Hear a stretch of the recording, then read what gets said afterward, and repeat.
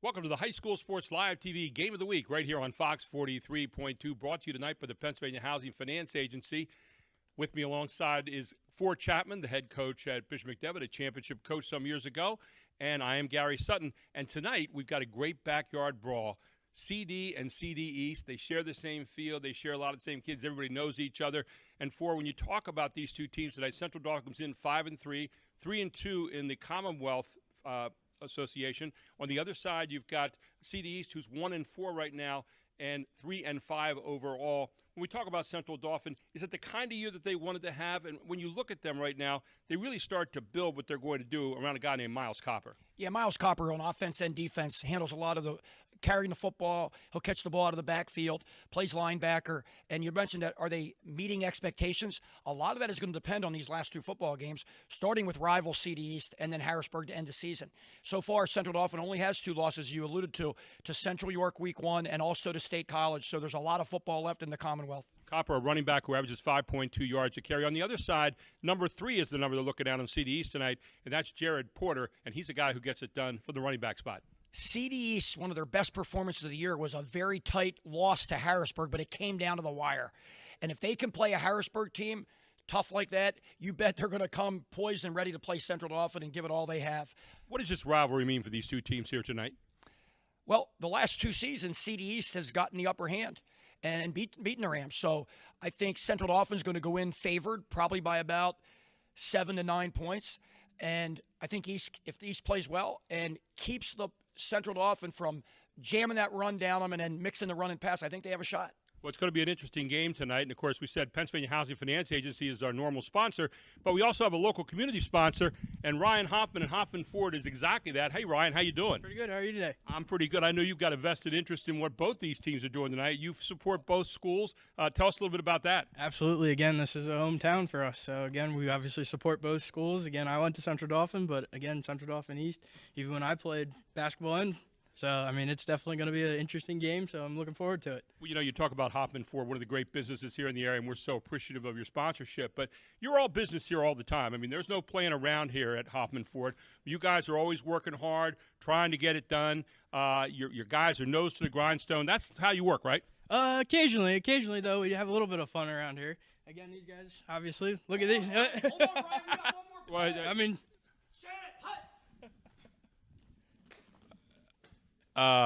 okay. See, we have a little fun around here. Well, yeah, exactly right. Well, it's going to be a lot of fun tonight with this game, and, you know, it's going to be a great rivalry. It's been a great rivalry for a long time, but one of the things we want to thank you for is being a sponsor here. Hoffman Ford is a great name right here in the area. You've been a great alumni of one of these schools, but by the same token, you also support these schools, and that's so, so important. No, again, we're glad to support every community that we can, schools, everybody. So, again, we're here. We're part of the community. So, again, thank you. Ryan Hoffman, one of the great guys in the area here, one of the great supporters of High School Sports Live TV. And now let's get ready for the game right here on Fox 43.2.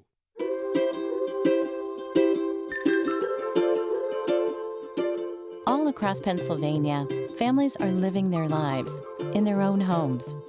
Not long ago, none of these families believed it possible. And then they discovered there was someone who could help. What was once only a dream is now a reality. Welcome home.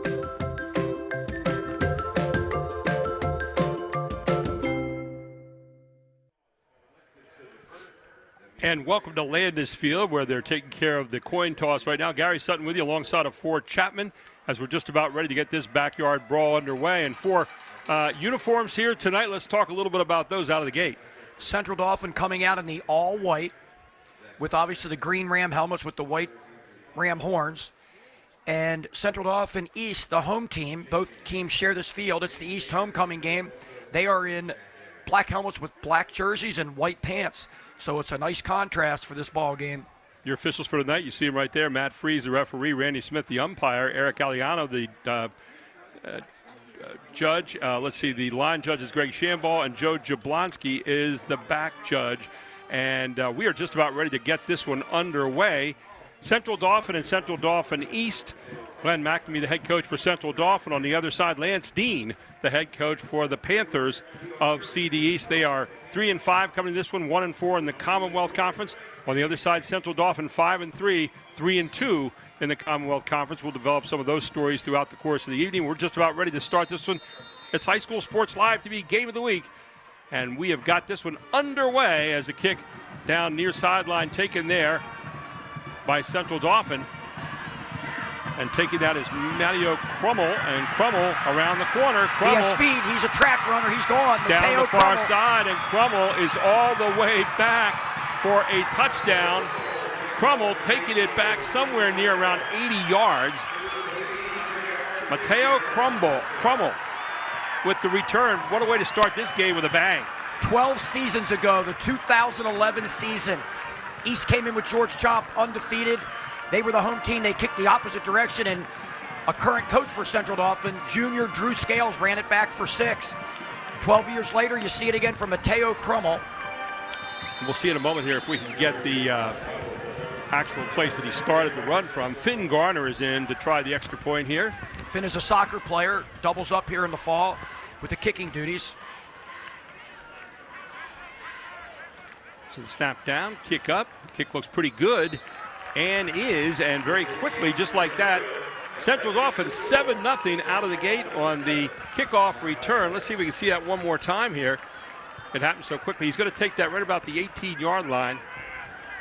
And there it is, 82-yard return for a touchdown. Matteo Crummel. Wow. Good vision. And as you his said, explosiveness, he can go. Jet speed down that far side, and Crummel takes it all the way back to the house, and right away, Central Dauphin jumps on top here at Landis Field. Central Dauphin lost the toss on the call, so the home team, CD East, decided to defer. Central Dauphin then said, we will receive, and thus why East kicked off there. And did they ever? Not only receive, but ran it back. 82-yard return officially here. Opening kickoff of the game, and if you're Central Dauphin, that's exactly what you want coming out of the gate. If you're CD East, you're shell-shocked. So CD will kick it off now. And doing the honors for them will be Finn Garner. Garner, a senior. First year kicking duties. Not a big guy, only 5'6", but got a big foot. He can move on the soccer field. He can score.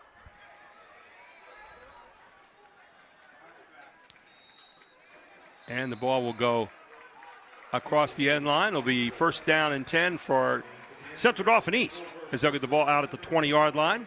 Gary Sutton with you, Fort Chapman, our whole Invicta crew here tonight. The High School Sports Live TV Game of the Week right here on Fox 43.2. Brought to you tonight by the Pennsylvania Housing Finance Agency and also Hoffman Ford. So let's see if Central Dauphin East can get something started here and respond here on homecoming night to the quick touchdown by Central Dauphin. Shifting to a quad set. Quad's open. Throw it out there as normal, as expected. And a little bit quick on the throw out that time. So it'll be second down now and 10.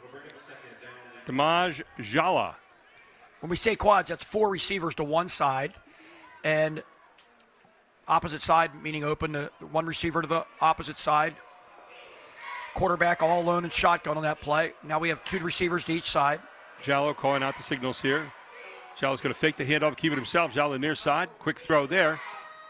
Off to Xavier Armstrong, and Armstrong with a short pickup. Gets about 5 on the play. It'll be up third down and 5 yards to go. The ball out at the 25-yard line for the Panthers. On that play, the quarterback has the choice to hand the ball off or keep it. Once he decided to keep it by reading the defense, he then runs. He then has a choice, as he's not in front of the line of scrimmage yet, just to throw a little dart out there to the waiting receiver. So it's like the old wishbone option, but from a spread set. Jallo gets his signals from the sideline. Empty backs here, 3 to the top, to the wide side of field, 2 to the bottom. There's Jallo looking, has a man across the middle, intercepted.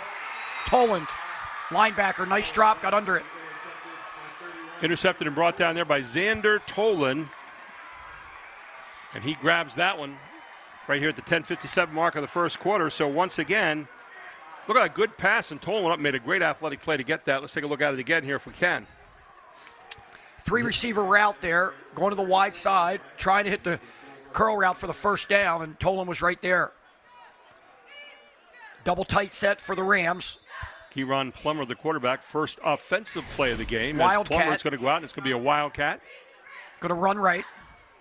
There he goes. And there you go, Copper. He averages 5.2 yards a carry. He's gone. Maybe more here. He's around the corner, and Copper going to coast into the end zone here for the touchdown.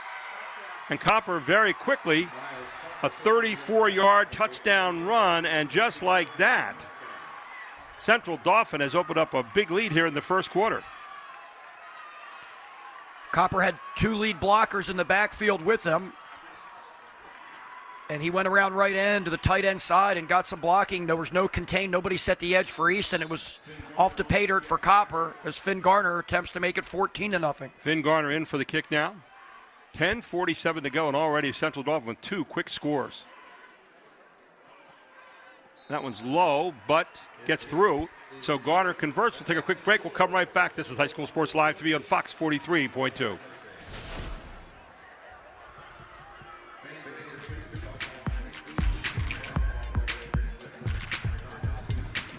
There you see Copper, who averages 5.2 yards a carry, coasted into the end zone off that right side.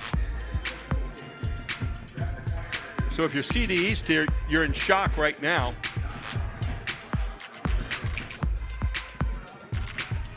Giving up an early special teams touchdown can put you in shock, and then having a turnover in your own side of the field on 3rd down, giving up a touchdown the very next play. It's a quick 14-0 hole that the Panthers have put themselves in here. So here is Finn Garner to kick off again. 10:47 to go in the first quarter, 14-0. Central Dauphin, the Rams, up on top.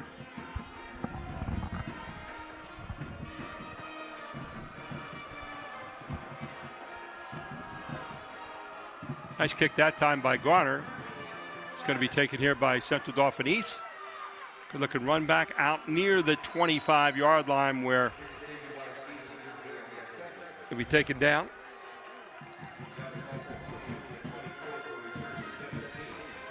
And the run back there by number 21, that was Steven Zerbe. Zerbe coming up a little bit lame there on the right foot. And now he's sitting down in the field. Let's take a very quick break. We'll come right back. This is High School Sports Live TV on Fox 43.2.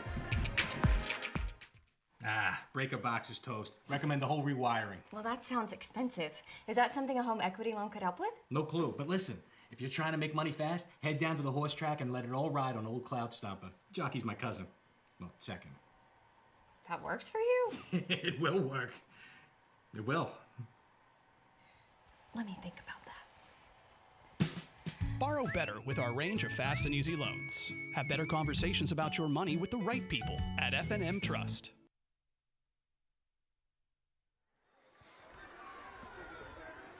Welcome back to Landis Field. Steven Zerbe, a little slow to get off the field. He's getting some help right now. Looks like the right foot. So first down and 10, ball at the 24-yard line here as the Panthers trying to recover from 2 very quick scores here by Central Dauphin. The Rams coming out of the gate smoking. Expect the ball to get into Porter's hands here on this possession. Number 3, the running back. We're going to give it to him here. Here's Jallo, handoff. Like Porter fighting his way through. Ball down at maybe the 25-yard line. Looking like he might have got about a half yard on the play. Bring up second down, call it 9. The CD East team this year has had some interesting games. They lost a tough one to Harrisburg by 7. Lost another tough one to Cumberland Valley. So they've been in some ball games here this year. And they're getting out to the flat. They've got Armstrong again. Armstrong across the 35-yard line for first down out near the 40. They've gone to him for both times on the pickups. And good blocking by Arp on the outside, the receiver. That's what sets it up. So CD East moves the chains. They'll bring up first down and 10. Ball spotted at the 39-yard line of the Panthers. Empty set. Bunch trips to the top. Straight back again. This Drag. time looking across the middle. Got a man open. That's Porter. Porter with a little jute there. Crosses out over the 45-yard line near the 47 before he's hunted down by a whole bunch of Rams. What East did there, they ran the 3 receivers to the wide side of the field to the right, down the field, and brought number 3 dragging underneath shallow about 3 to 4 yards, and Porter got the reception and showed what he can do with his legs to pick up 7 there. Yeah, you want to get that athlete in the open field there and let him do some running. You can see what he could do there. It'll be second down and 4 now. Ball at the 46-yard line. Here's a pitch back. Got Porter again. Porter across, first down, out past the 50 into Ram territory. Nice pitch out to Porter. That's the guy, as we mentioned, they got to get the ball in his hands as much as possible, different ways, and they've done it here on this, their second possession of the ball game. But already down 14. Now they're across midfield, and that's what you want from me. You can't get it all back at once. You dug yourself a hole, but you have plenty of time to get out of it. So Jallo, the quarterback, one man in the backfield with him, 2 receivers far side, 1 near side. Across the middle, he's got his man again. Armstrong flashes over across the 30, inside the 20, down near the 18-yard line. Great pass, great catch by Armstrong, and CD East on the move. Gary, if we can get a replay of this play here, it'd be great, because Wider, the linebacker, outside on the 4-4 defense, he blitzed. And you'll see him coming here off the edge, and there's nobody there underneath that zone coverage. And good call by the East Panthers. Good pitch and catch there. Jallo to Armstrong. There again, out to the flat. He's got Porter this time. Porter with a little room to run. Porter with a couple jutes. Gets it down to the 10-yard line. Close to first down yardage. Might have come up just about a half yard or so short. Like the way CD East is moving the ball right now in answer to those first 2 touchdowns. And I like the way Jallo's putting the ball in the money now after that interception. He's not letting that bother him. Coming back and just being confident, making it happen. Here we have a quad set to the right. First down and goal here as the ball got down to the 9-yard line. Backside. Jallo pinched right there at the top for a moment and brought down around the 14-yard line. Jet Franz, senior defensive lineman, on the sack. When you have these wide open sets with 5 wide, you only have 5 protectors, center, 2 guards, and 2 tackles. And guys are going to come off that edge and hit you very quickly. So you got to throw on rhythm or run the ball from the quarterback position. Second down and goal, this time from the 13-yard line. Loss of 4 on the play, or loss of 3 on the play, rather.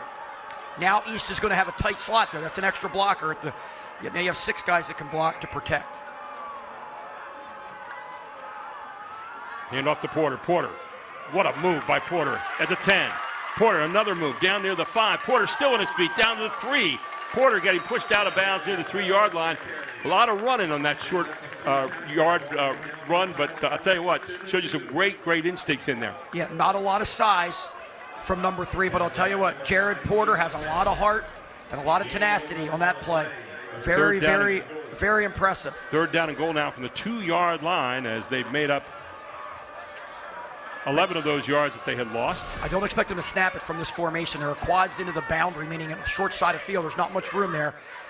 I wouldn't be surprised if one of them moves back into the backfield or close to it. 2 of them come in there. There you go. They're going to shift out of it. Going to put Porter back there with them, sidecar. Handoff, fakes Porter. Nope. Trying to race to the edge. And a good job there by Central Dauphin of stretching out. Now he comes back this way. Jallo might get his way into the end zone unless there's a flag down. That's a touchdown, as Jallo found a way to get a 2-yard touchdown out of nothing. Really impressive play by the quarterback there, Jallo. One thing Central Dauphin has to do on the backside, you got to wait for and contain on that side when you see the quarterback go the other way. That was a heck of a play athletically by the Central Dauphin East offense and their quarterback. Making something out of nothing, Gary. In to try the extra point here, Kyle Bloss. So a great piece of running there by Jallo. 2 yards, he feels like he ran about 20. Kick down, or snap down, kick up, kick good. And Bloss converts. 14-7, 6:27 to go in the first quarter. We'll take a break. We'll come right back. This is High School Sports Live TV's Game of the Week on Fox 43.2.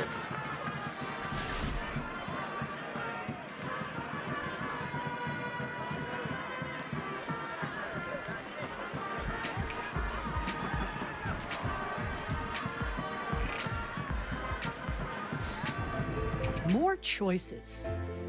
More laughter. More time to play. And less need to worry. At Capital Blue Cross, we're driven by a simple goal: to go the extra mile for you through all of life's ups and downs, and to always be there when you need us. Capital Blue Cross, going the extra mile for you. And what a great response here by the Panthers. 9 plays, 76 yards, and a touchdown as Jallo into the end zone. He had 2 yards to go. I think he ran about 20 to get there for, yes. But what a great piece of athleticism there by Jallo. That's a positive view of the program that Lance Dean is putting together here at East. The team's down 14-0, and absolutely no quit with his players, and they put a drive together that was very, very impressive, utilizing their skill guys on the perimeter, a few runs down the field, and then that quarterback, exceptional athletic move to get in the end zone. And now 14-7 after that touchdown. Leo Fury getting ready to kick off for the Panthers. They want to do a better job than they did last time, having to kick down there. Taken right there at the 20-yard line. Again, running back, good position out to the 40-yard line for the Rams. They're going to go good setup there as the run back by John Harris III. That's a great name to have right here in Harrisburg, Absolutely. right? Oh, there's no doubt about it. His dad's an assistant coach here, great guy, and I have John in class this year, and I told him if there's any name I would want growing up, if my dad coached it, like going to John Harris, I'm coaching at John Harris, that's a heck of a name to have. So Cumberland Valley, Central Dauphin, who hasn't run a whole lot of plays here so far. One offensive, gets a chance to get back on the field here with Kieran Plummer at the quarterback. Double flanker on this, which meaning 2 tight ends, one back in the backfield with the quarterback. Kyle McCullough back there with him at running back. Jet sweep, here it comes. Man in motion, fake, and the jet sweep right around the corner, out to the 40, maybe the 41-yard line. So, gain of about 3 on the play. We'll call it second down and 7 yards to go. Ball out at the 42-yard line. They started on the 39. Central Dauphin playing fast, no huddle, back up on the ball. 6 minutes to go here in the first quarter from Landis Field. Central Dauphin and Central Dauphin East on homecoming night for Central Dauphin East. Pretty good night for football, actually, right now. It was raining a little bit earlier, but rain has stopped for now. Plummer looking near side. Plummer's got some room to run. Plummer across the 50 to the 40. Plummer inside the 35 to the 30. Plummer shakes up one more man right there and is finally run down at the 25-yard line. And Plummer with an outstanding run there. The quarterback unaccounted for, and Plummer almost took that one back as well. There you said it, Gary, unaccounted for. His CD plays fast. It doesn't mean they're going to snap the ball fast. They may. They may just look over and, yep, they're going to snap fast in this one. Give it to Copper. Get the ball to Copper, and Copper is met this time by most of CDE school district right here. You just saw the replay, and you said it best, Gary. He was unaccounted for. There was no contain by the rush of the quarterback, and Plummer's vision was able to see that, and he used his athleticism to get a huge gain to put Central Dauphin in the red zone, already up 7. Plummer 6'1" and kind of runs like gazelle here. You saw just good controlled running down the field and had lots of space in front of him for a long time. As a junior last year, week 3 at Coatesville, he scored a touchdown to tie the game late in the second quarter, but he broke his collarbone when he was tackled in the end zone. Loss of 1 on the play, brings it second down and 11. There's your handoff again, this time to Copper. Copper near side. Copper pushed out of bounds near the 5-yard line. Got an injury from an East defensive lineman back around the line of scrimmage. A man down on the field. Now he's sitting up right away. It looks like he's going to get up under his own power, which is good to see. Probably an ankle there. So Central Dauphin. Wait to see if we had a timeout in the field. We do not. You know, Gary, you mentioned CD East having a heck of a game here 2 weeks ago. Almost upset Harrisburg. And that's very impressive because Harrisburg has a lot of athleticism and skill, and they're playing great football. They went to the state championship last year. But lost it in that game by 34-27. And that heartbreaking loss late in the game. They had to go on the road then to Chambersburg last week. That's always a mental tough spot to be in. And lost by 1 in that one, 34-33. So yeah. 2 tough weeks here, and yet they're showing a lot of moxie here tonight. Straight up. Pushing forward is Copper. Copper inside. It's going to bring up a 4th down, Gary. It's going to be an interesting call here for the Rams Did they kick the field goal from the right hash with a bad angle there? No movement from the sideline yet for that. Let's wait and see. You're 4th and 3. I would expect. I think they're going to keep it and try to get the first down. From what we can see here. The high school hashes are very wide, so the closer you get to the goal line when you're on the hash, it's a tough angle for the kicker. So Plummer's going to go Wildcat. Go to the Wildcat right now, and you've got Copper's going to take it. He's going to run right again, probably. Here's Copper. Oh, he's going to throw it to the tight end. Fakes it. He's got the tight end in the end zone. Touchdown, Central Dauphin. Great design there. Great design by the Central Dauphin offensive staff. Caught CD East thinking it was going to, caught us up here in the booth thinking it was going to be a run, right? So a great call right there. As we thought it was going to be walking. Take a look at it again. He steps back. He throws it to the end zone. To Franz. He's got his man, Jeff Franz. Makes a heck of a catch because on him like glue was Xavier Armstrong. And TD on the catch at the 3:57 mark. And Central Dauphin does it again. So the kick is up. And the kick is good, and 21 points on the board with 3:57 to go in the first quarter. We'll take a break. We'll come right back. This is High School Sports Live TV, the game of the week. Are you getting the stats? Yeah. Thanks for watching, Mr. Pickles, again. I'm happy to. Love this little dude. Hey, do you mind helping me fill out this IRA form? What feels good to you? Well, my horoscope said my moon is rising in the week of the tiger. So, like double, you think? Oh, for sure. The signs never lie. Just ask Mr. Pickles. He knows. He knows. He does. Have better conversations about your money with the right people at F&M Trust. Central Dauphin with the answer here. 6 plays, 61 yards, 2.5 minutes, and they score again. And this is a scoring machine here tonight so far for. Absolutely. Central Dauphin looks really good on offense, as does CD East after that early turnover. Early turnover, a big difference in this ball game so far. And, of course, the run back on the kickoff, the 81-yard run back. Here's CD East with it. Ball taken to the 15-yard line. It's Armstrong. Armstrong loose. Armstrong up the near sideline. He might be gone. Armstrong has one man to beat. Armstrong's going to get taken down from behind. A touchdown saving tackle there by Andrew Kurtz. But Armstrong with a great return here at 3:46 of the first quarter. Absolutely. Kurtz, the starting defensive back, had an angle and used his speed to finally bring down the kick returner. But after Armstrong did a lot of damage, they're already knocking on the door in the almost in the red zone here at the 27. Here you see it again. You see the speed of Armstrong here. Nice cut here. There he put his foot in the ground and got upfield and got back outside. And Kurtz, the last guy with a chance, and Kurtz gets him, tries to strip the ball away, can't do it. Ball in the hands now of CD East. Pitch back by Jolly. He's got Porter. Porter to the far side. Porter, and there's going to be a flag down. Porter into the end zone, but I think that one might be called back on a hold. Flag is down in the backfield. That normally is a hold. Let's take a look and see. Can that Porter find the edge and get upfield? Very impressive run. You and I were talking about him yesterday, and you said, look for this kid to do some damage. He could really go. Oh, yeah. So the touchdown. It's going to be a hold, most likely, thrown by the umpire right around that area. The umpire stands right by the linebackers, about a yard or two. There's Matt Freezer, head referee. Yep. Randy Smith, the umpire tonight. So the ball taken all the way back to 35. So instead of another touchdown, you now got a little more yardage you have to traverse here to get to that end zone. 10-yard penalty.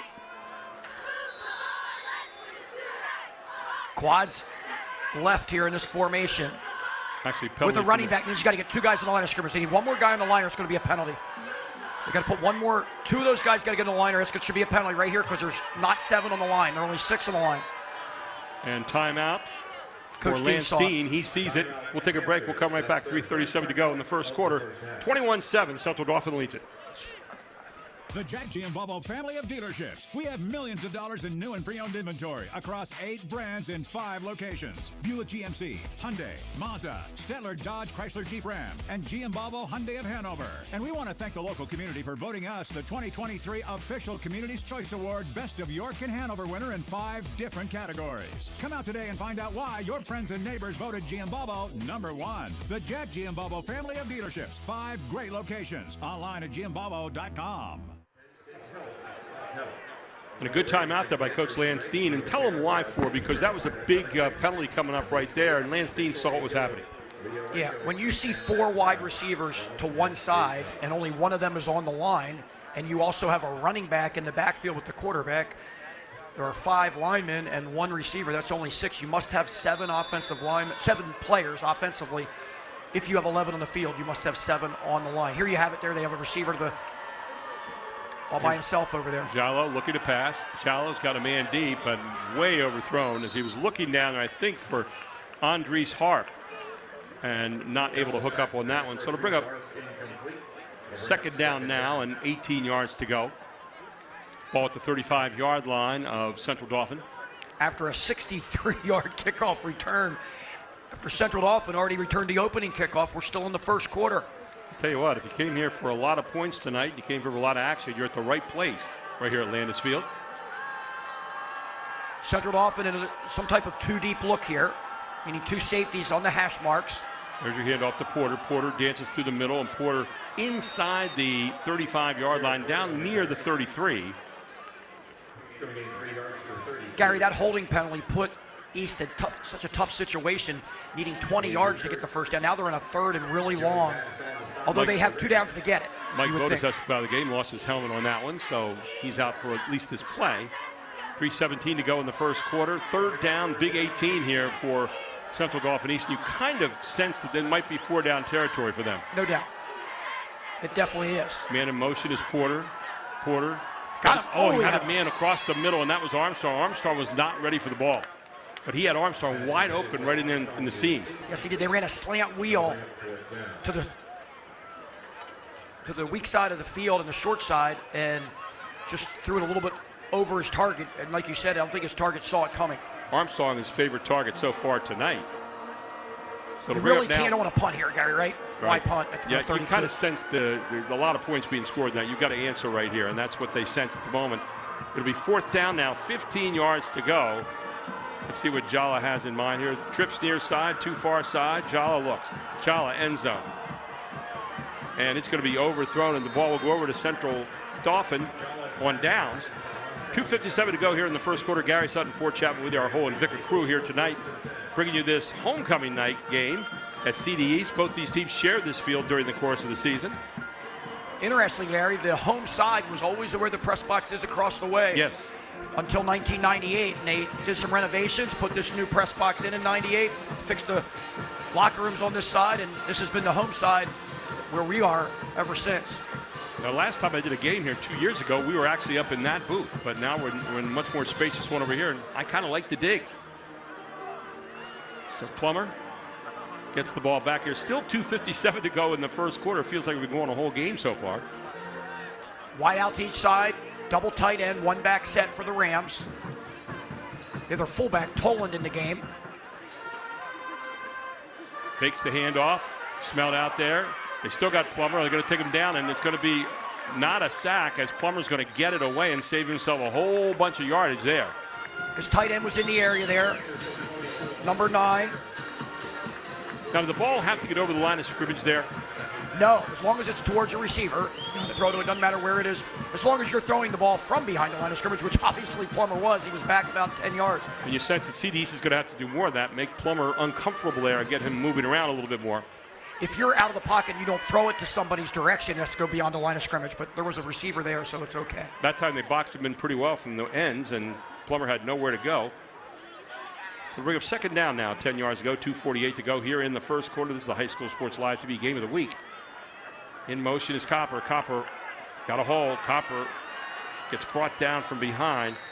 Nice tackle on the play there by Steven Zerby, who's back in there. He walked off a little earlier with an injury, but he's back in the ball game now. I like the first down call, even though it was an incomplete pass. They were looking to go deep off play action on 1st and 10. That's a lot of times when you can catch a defense looking for the run. Same formation here. First down, Central Dauphin, man in motion. That's going to be John Harris III. And CD East up to the task on that one. Should be a loss on the play of about a yard. It'll bring up second down and 11 yards to go with the ball at the 43-yard line. Central Dauphin, 3 receivers near side this time. 1 man in the backfield alongside the quarterback. That man being Xander Tolan, who already has an interception in this game defensively.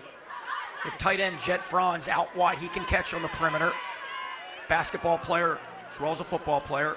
Nice target, too, standing there at 6'3". There's a handoff inside and a man open. It's going to be Tolan. Tolan, first down to the 40-yard line of CD East and inside to probably the 38. Another first down for Central Dauphin as they continue to roll. Really nice blocking up front for the Rams, and that's what you got. Central Dauphin has a really big, strong, experienced offensive line. There you see Tolan pick his way through. Really good blocking downfield and gets the first down. Got some big guys on that side like Anthony Robsock. 6'6" senior over there who runs a 257 on that left side. He gives you a lot of room to run. This time McCullough in the backfield, a senior linebacker, running back. Danye Winston, another of those big linemen over there on that side.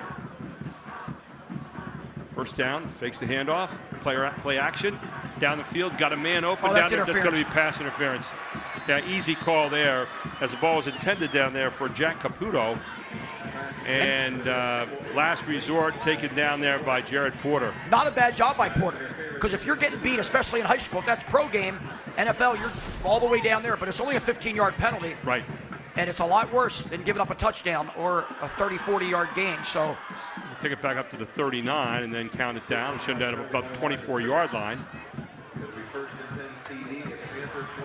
So he set it on the 24-yard line. It'll be 1st and 10 for Central Dauphin. That was touchdown all over it if Porter doesn't take him down. Yes, Plummer has hit Crummell on a lot of those long ones, including 4 against Carlisle several weeks ago here at Landis Field. Solid offense here. They started the season playing Central York and lost 45-35 in a shootout. Central York, of course, undefeated. We'll have them next week against York High and what may end up being the battle for first place in the York Area League Division I. So here's Plummer. Man in motion. That'll be Caputo, or make that Harris, rather. Fakes it to Harris. He gave it to Harris. And does give it to Harris finally. And Harris, nice gain on the play. Down near the 20-yard line. Bring up. Brought down by Jared Porter and number 51, Kamari Clark. So it'll be second down and 7 yards to go. You mentioned Central Dauphin losing to Central York week 1 by 10. And that Central York team has a heck of a running back on his way to Pitt.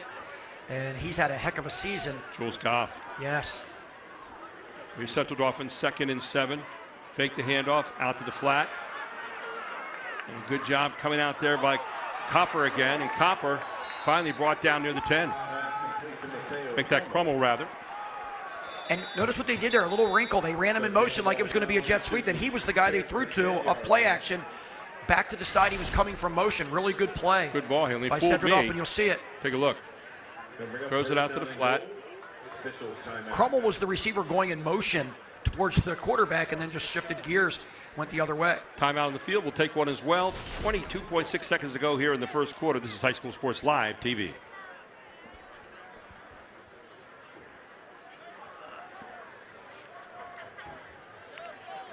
And I guess we'll keep it right here.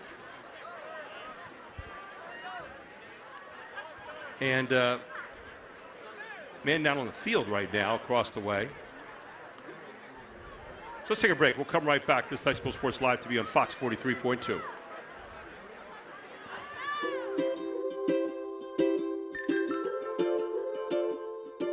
All across Pennsylvania, families are living their lives in their own homes. Not long ago, none of these families believed it possible. And then they discovered there was someone who could help. What was once only a dream is now a reality. Welcome home.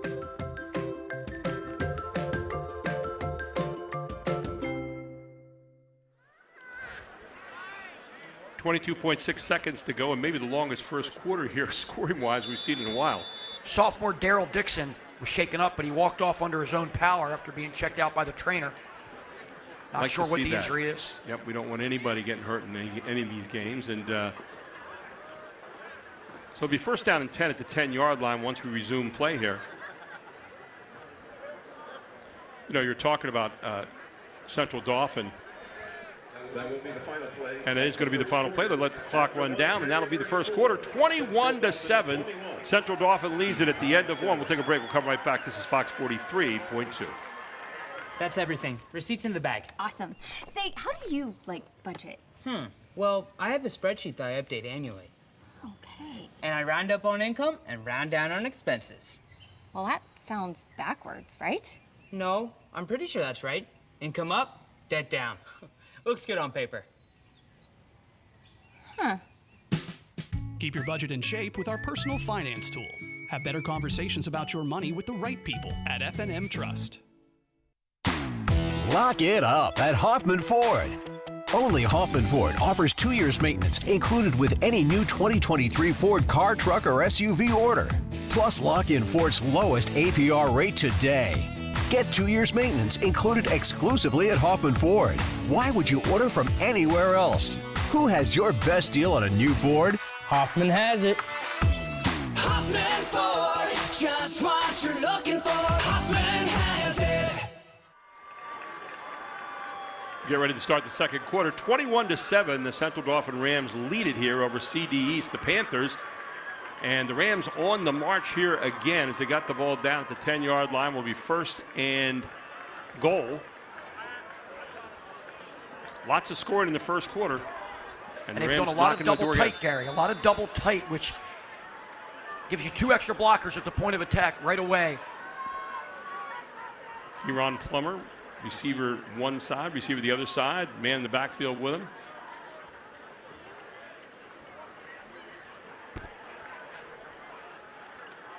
McCullough back there. Slash off the left side down near the 5-yard line. And it was Copper again with the run, so Copper picks up 5 more. Gary, if you're CDs, you've got to somehow keep the Rams out of the end zone here. Falling behind by 21 points. First quarter yards, by the way, CD with 132 and CD East with 98, so fairly close in that realm. Looking for McCullough here with Tolan as a lead blocker. McCullough's a tough runner. Kyle McCullough, the 5'10 senior, 185-pound running back. McCullough's going to get it. McCullough right up the middle, and McCullough batters toward the end zone. Is he in? And yes, he is. Touchdown, McCullough.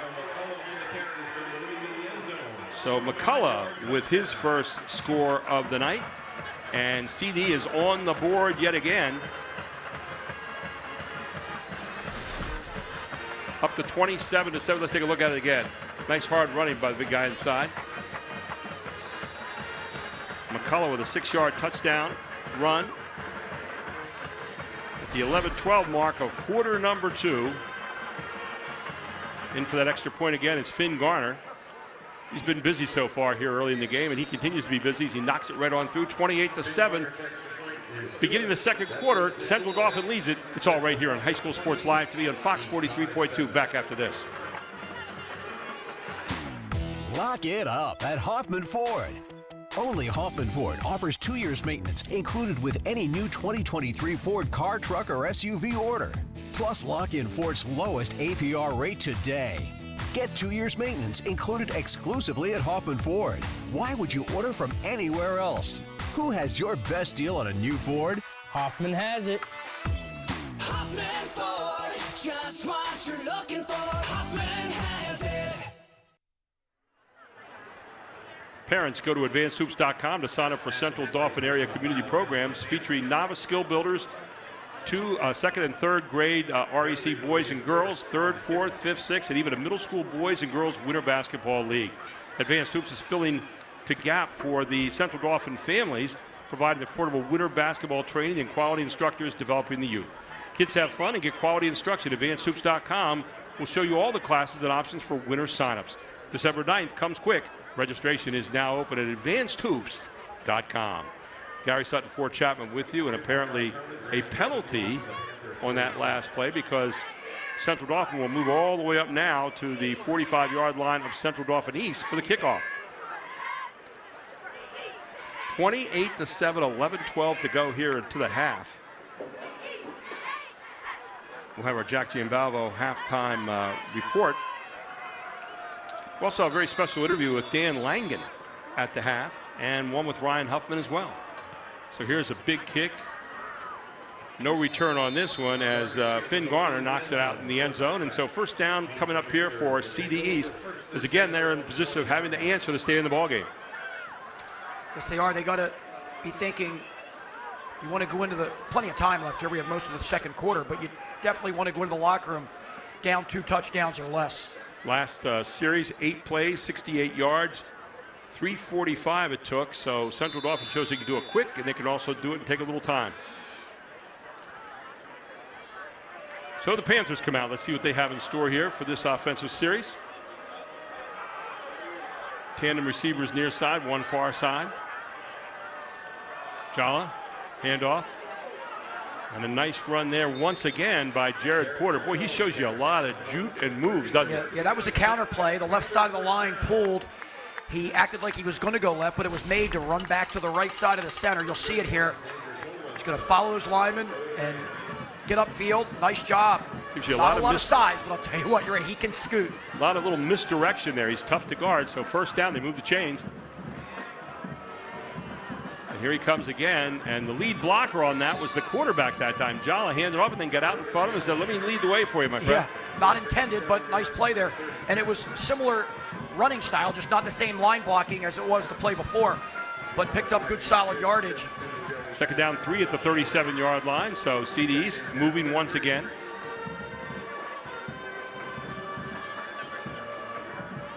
Jalo getting people set, calling out the signals. Jalo again, this time fakes it, across the middle, has his man down there, and he's wide open. Ty Neal going to be all the way down from the 37-yard line.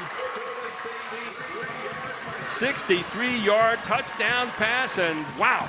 That's how you answer. They had 3 receivers, including a tight slot, one of them, and the outside 2 went vertical, and what a little gap there that Neal was able to get in, sit in, and Jalo on stride, hit him right on the money. And he showed his speed, Neal did, after the catch. Ty Neal with the catch there, 63-yard touchdown pass from Jalo, and once again, CD showing no quit at all as they fire right back here. 3 plays, 80 yards, 1:05 on the clock is all it took. They show you they can be explosive too. So in for the extra point now is Kyle Bloss. Bloss, the left-footed kicker. Snap down, kick is up. Kick looks pretty good, and is. So 28-14, 10:07 to go here in the second quarter, and East is back on the board again. We'll take a break. We'll come right back. This is the Game of the Week on High School Sports Live TV.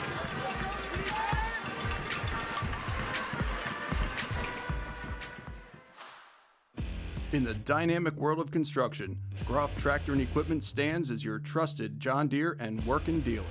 With our extensive range of construction sales and rentals, we provide the equipment you need to tackle any project. But our commitment doesn't stop there. Our comprehensive parts and service departments are there to make sure your equipment is operating at its best, minimizing downtime and maximizing productivity. Our dedicated technicians ensure your equipment operates at peak performance. Our technician internship opportunities provide a pathway to a successful career. Learn from skilled professionals and grow with us. Trust, reliability, and exceptional service. That's Groff Tractor and Equipment. Stop by, give us a call, or visit our website today for more information. Groff Tractor and Equipment, your #1 source for everything under construction.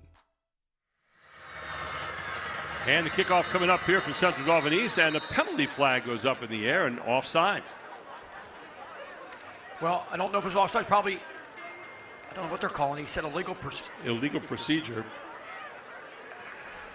legal procedure against the kicking team. 2 weeks ago in the Wilson-Hempfield game, we had over 900 yards of offense. Already in this game, we're up to 320 yards in the first quarter and a few minutes of the second quarter. So offense on display here tonight as the ball is going to march back to the 35-yard line. That flag went up right away. You very seldom ever see one that quick. Yeah, and it wasn't the official that was on that 40-yard stripe. He's explaining it to Coach Diener. I'm not sure what he specifically called. You need to have so many guys on each side of the kicker nowadays, but I think they were okay that way. I'm not sure what that illegal procedure was on the kickoff. So here's Leo Fury once again to boot it away. Oh, onside kick. He tried the onside kick. It's going to go out of bounds. Now you turn down the 35 and keep it at the 40, right? Yeah, you can take it where it went out of bounds. Take it, make them kick it over back 5 yards, which you're not going to do. You get the ball on the 40. Most likely just take your offense right out where the ball went out and go from there. So or you can take it 25 yards from where the ball was kicked, Gary, which in that case would have been the 40 anyway. So the ball's going to be on the 40-yard line to start out here for the Actually, Rams. It went out at the 44, closer to the 45. It actually went out of bounds, so they're going to take it at that spot. Even better for the Rams. So now the ball touching the 45-yard line. It'll be first down and 10 for the Rams, who have a 28-14 lead here. 10:07 to go in the second quarter. Coming to you live tonight from Landis Field right here in Harrisburg. Plummer. Getting everybody on the same page right now. Man might have left early near side here. Plummer looking deep, looking for the whole bundle. He's got a man down there, and oh, he dropped it right in his lap. He had Mateo Crummel all the way down there, and Plummer is getting up slowly. What a pass. Put the ball right on the money. Took a shot, took a big shot there. Dropped that right into Crummel's lap. That's a tough one, taking it right over your shoulder, but give credit to Plummer. Great pass. He's a tough kid. He took a shot, and he's hanging in there. Expect no different from him. You rear back to throw that long bomb, and you let yourself wide open there right in the chest area, and he got hit. He's back up, though, no worse for wear. It'll be second down and 10, ball at the 45-yard line. Looked like illegal procedure that time against Central Dauphin. We'll take it back 5 yards. The CD's defense has to really come up with a stop, because the Central Dauphin offense, aside from the kickoff return to start the game, has been moving the ball pretty consistently. And this is a chance with that drop pass, would have been a touchdown. Here's a chance for them in the penalty to get off the field on the next 2 downs if they can limit the CD offense. Obviously, you can't keep trading touchdowns all night. That's not going to get you back in the game. So second down, 15 now. Ball at the 40-yard line of Central Dauphin.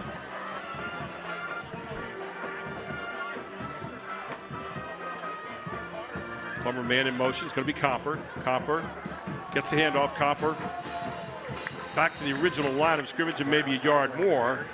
It'll bring up third down now. Let's call it 9. Ball back out to the 46-yard line. 3rd and 9 from there. 9:44 to go in the first half. Don't forget our Jack Giambalvo halftime report coming up at halftime. Travis Sparks will have the stats for us there. He's working, as he always does, with us tonight. Let's also have our highlights at halftime as well. 3rd down now and 9. Timeout, CD. And the timeout is going to be called for CD East. We'll take one as well. 9:26 to go here in the second quarter.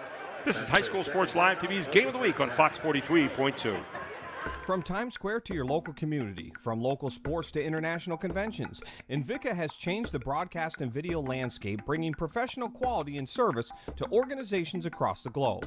Through professional, college level, and local sports, festivals, competitions, parades, and telethons, conferences, and commercials, Invika is bringing the power of video to more people and markets than ever before. Have a project you need covered? Check out our website for more information. Invika, providing affordable HD video solutions. You know, you look at some of those losses this year by Central Dauphin we talked about the opening game with Central York, lost 45-35. Then lost to State College 31-13.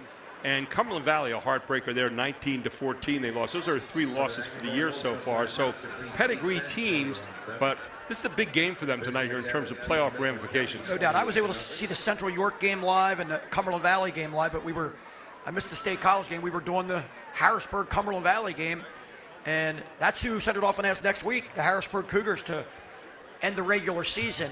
And I'm sure they'd like to have that State College game back, that 31-13 game you alluded to here at Landis Field. State College played really well, and it looked like State College was up to win the Commonwealth, and then Harrisburg went into their backyard and whooped them.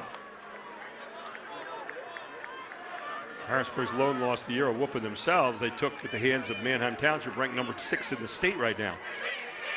There's Plummer. Plummer's going to take it himself. Got it easily. Well, this was a quarterback draw the whole way, and Plummer, all the way down the sideline, finally pushed out of bounds at about the 26-yard line, but a big play by Plummer. That was a design play. That's the second time. Well, he saw he was out back to pass, and he just read it, but you have to account for the quarterback. You mentioned it earlier, and they did not account for him. Take a look right here. I mean, he's ready to go. He saw the space he wanted. It took off all the way down to the 26-yard line. Central Dauphin comes all the way back from that 1st and 15 and gets their first down. Ball to 27. When you have defensive backs, they called it on the offense movement. It'll be illegal procedure, so march it back 5 yards again. And if you're Coach Glenn McNamee, you're not too happy about those kind of unforced errors. When you have your defensive backs and linebackers back in the pass coverage, and you have a running threat at quarterback. I mean, Michael Vick showed us that to start, right? With Virginia Tech when he was an all-everything freshman. They almost won the national title, losing to Florida State in the national championship game. But running quarterbacks can cause defenses fits.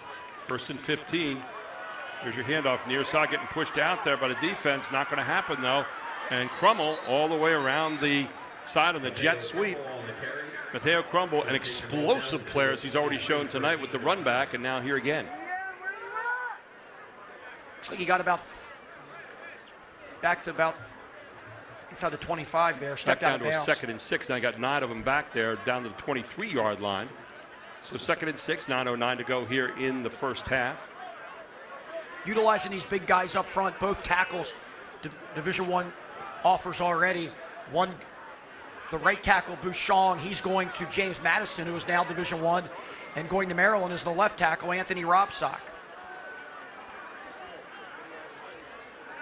There's your fake. And there he is again. He's open right up the middle. No one has him. He might go the whole way for this one. And he dives for the end zone. Does he get in? He does. Touchdown run from 23 yards out by the quarterback, Kieron Plummer. There's that running threat we talked about a few moments ago. Plummer does it again. You'll see the replay here. Sees daylight. And he just glides down the field. If you had instant replay, you might see a knee down there, maybe on the 1, but you don't have that. And Plummer in for the touchdown, his first running touchdown for the night. Outstanding presence there by Kieron Plummer. So in for the extra point again is Finn Garner. He's been busy in this game so far here in the first half. Still 9 minutes to go.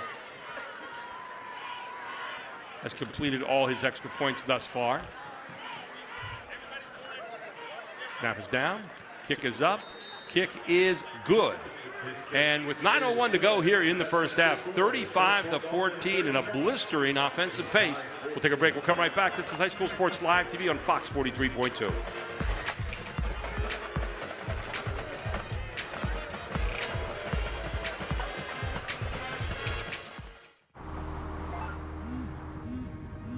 Do you want to answer that? Nah, I'd never with a kid in the car. It's okay. I'm not here.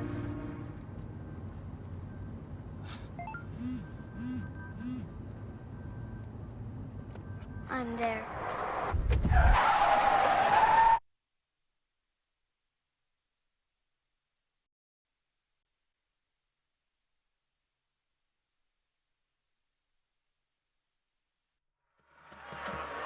And welcome back. 9:01 to go here in the first half. And Four, you had a point to make right here. Yeah, when you saw that replay of Plummer's touchdown run, there's such an emphasis on sack the quarterback, get to the quarterback, pressure the quarterback. But all 4 defensive linemen for CD East overran the quarterback. You got to break down when you get to his level, and you can't overrun it. That gives so much room for him to run when you're rushing the passer, and that's what happened there, and Plummer did a good job of taking advantage of it. 5 plays, 55 yards, a minute 6 on that series. And now trying to answer one more time here The Central Dauphin East, and a good piece of running here to get out to about the 25-yard line and finally mowed under. So Central Dauphin East will finally set up shop here.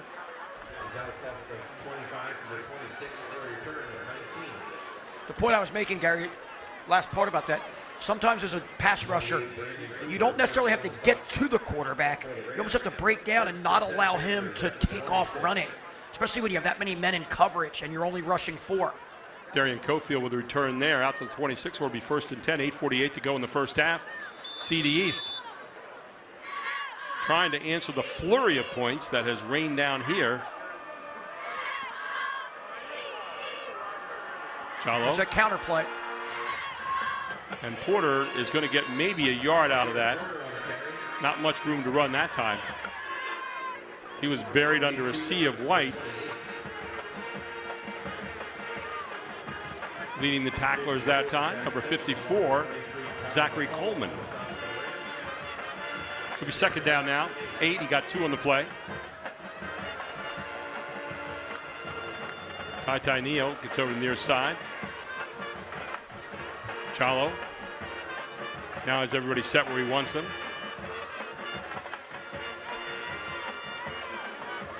Chalo with a handoff again. Porter. Porter gets stood up about the 27-yard line. Nice piece of defense there by the Rams.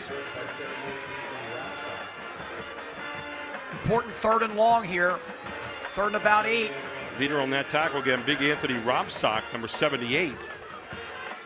If you don't get this first down, Gary, you're going to get the ball back to Central Dauphin with around 7 minutes to go. They've not shown the ability to get off the field yet against Central Dauphin. Man in motion over there is Porter. Porter's going to come back now. Get set. It's a shift. It'll get set now. There you go. Blitz coming. And look out. And the ball's loose. The ball is loose. And it looks like CDE's covered it. Joey Bass got the quarterback from behind. He had no idea he was coming, and Bass got that ball loose. Fortunately for East, they were able to recover it. Jeremiah Coles, the tackle, jumped on top of it and saved it. So now Porter's back to do the kicking chores, but they've got to give it back once more to this team that has just been unstoppable so far tonight, that being the Rams of CD. Looks like East is missing a player on this punt. Crummell back there about the 41-yard line. And he's already shown us what he can do tonight. With a touchdown return to start the game, 81 yards. It's going to be a delay. Oh, they just got it off. Porter gets it out of there. Crummell's got it, though, and plenty of room to run. Crummell far side, being boxed in there. Crummell up the middle. Crummell's going to get brought down near the 48-yard line, make it to 49. It'll be 1st and 10. A great field position again for the Rams of Central Dauphin. That very well could have been a delay game. We don't have the play clocks are not working. One is not, so you have to turn them both off. So here's how you know. Went back old school now. The back judge behind the safety, he puts his hand up when there are 5 seconds left to signal that you're down to 5 seconds to snap the ball. They did not snap it from 5 seconds from when he had his hand up. That's and now you're going to get a penalty flag. Some jawing going on, Gary, it looks like. And another penalty flag, a little more jawing going on, and trying to calm one of the players down here on CD East. Not a good look. By the way, we talked about Manheim Township being the 6th-ranked team in the state. St. Joe's Prep, of course, #1, as they always are. But Manheim Township leading Penn Manor tonight, 35-0 in that game. That's Brian Ham. He got thrown out of the game, I believe. Arguing, a little jawing. I'm not sure what happened there, but then official threw another flag. Yeah, Brian Ham is on the sideline, and then continuing to. He's going to the locker room. Show some pretty bad sportsmanship here. You know, it's so important to keep it under control out there. You know, you're playing, you're emotional, you're trying to get it done, but got to keep that inward. Yeah, sometimes it gets so intense, and if you lose your composure there, it can cost you the rest of the game, and that's what happened there unfortunately, for Brian Ham. While we have a moment here, the top big school rankings right now in Class 6A and 5A. This is through October 15th. St. Joe's Prep #1, 6-1. Imhotep Charter #2 at 8-0. Parkland number 3 at 8-0. Central Bucks West 8-0. Haven't heard their names for a while, have we? No. They're in 4th. Downingtown East 7-0. They're at 5th. Manheim Township, of course, we mentioned them 8-0, looking to go 9-0 tonight. They're up 35-0. Looks like they'll probably do that. Central York, who's been getting pushed lately, beat Red Lion by a touchdown last week. Beat Dallas Town by 10 points in a big game over Central York, and of course, getting ready to face York High next week, who's been on fire since that opening loss we saw. Harrisburg 7-1 in 8th, and Nazareth area out of the District 11 is 7-1 at 9th. So those are your listings right now, and Chester is at 10 at 7-1 as well.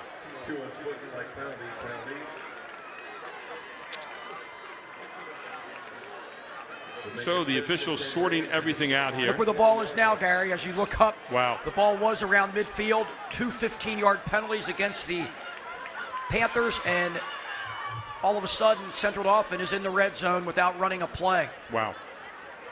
Amazing, and that's not what you needed to give them. They've been doing pretty well themselves without the penalties. So 6:21 to go here in the first half, and Central Dauphin, for all intents and purposes, trying to put this one away. 35-14 here. Jack T. and Valvo halftime report coming up. The Capital Blue Cross and AT&T halftime stats, and the Capital Region first half highlights will all be available at that time. So Central Dauphin, after everything gets sorted out, ready to go here.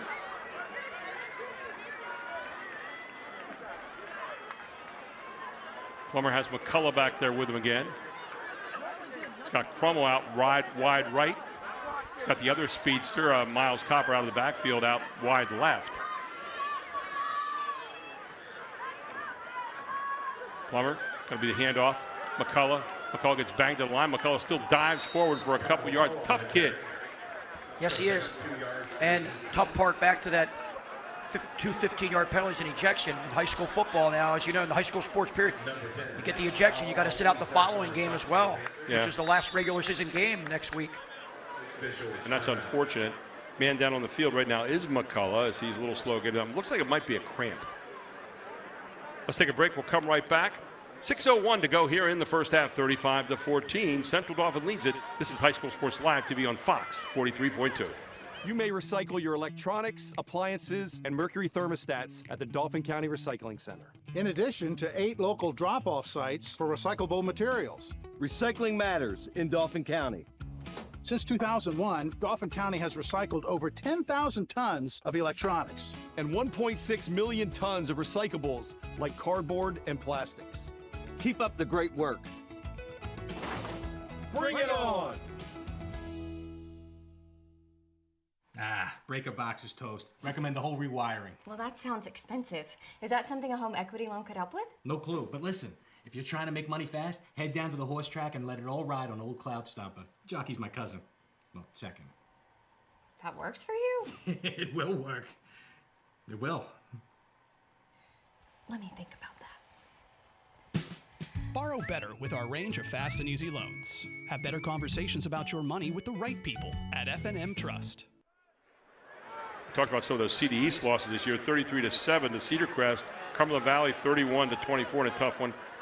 They lost 43-17 to State College, 34-27 to Harrisburg, and last week 34-33 to Chambersburg. So some tough losses there. It'll be second down now and 8 yards to go. Ball spotted at the 18-yard line. Central Dauphin with that and the lead at 35-14 so far here in the contest. There's your handoff. Again, it's going to be Copper. Copper trying the right side. Copper shoved down maybe for a 2-yard loss on that one. Really good defense there by the East front. And really, even right now, you really need a stop if you're East. I mean, I'm saying the obvious, No doubt. You really need a stop right here. Plummer has been the backbreaker every time they've had a chance to get off the field so far with his legs. Yes, he has. So Plummer, there he goes. We said he's been the backbreaker, and he's going to slide down. He looked like he started to slide right around the 6-yard line, but Plummer's going to get the first down. And once again, he's been the answer every time they've needed a big play. Yep, not a bad idea there with guys going. He had 3 guys going in different directions towards him. Take the safe way out because you can take only so many shots. Took one already. You see him right here.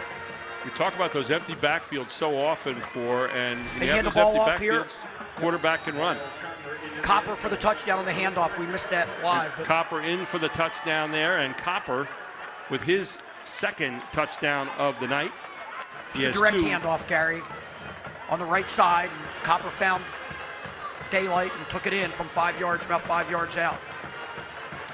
So Copper with his second touchdown of the night. At the 4:48 mark of quarter number 2.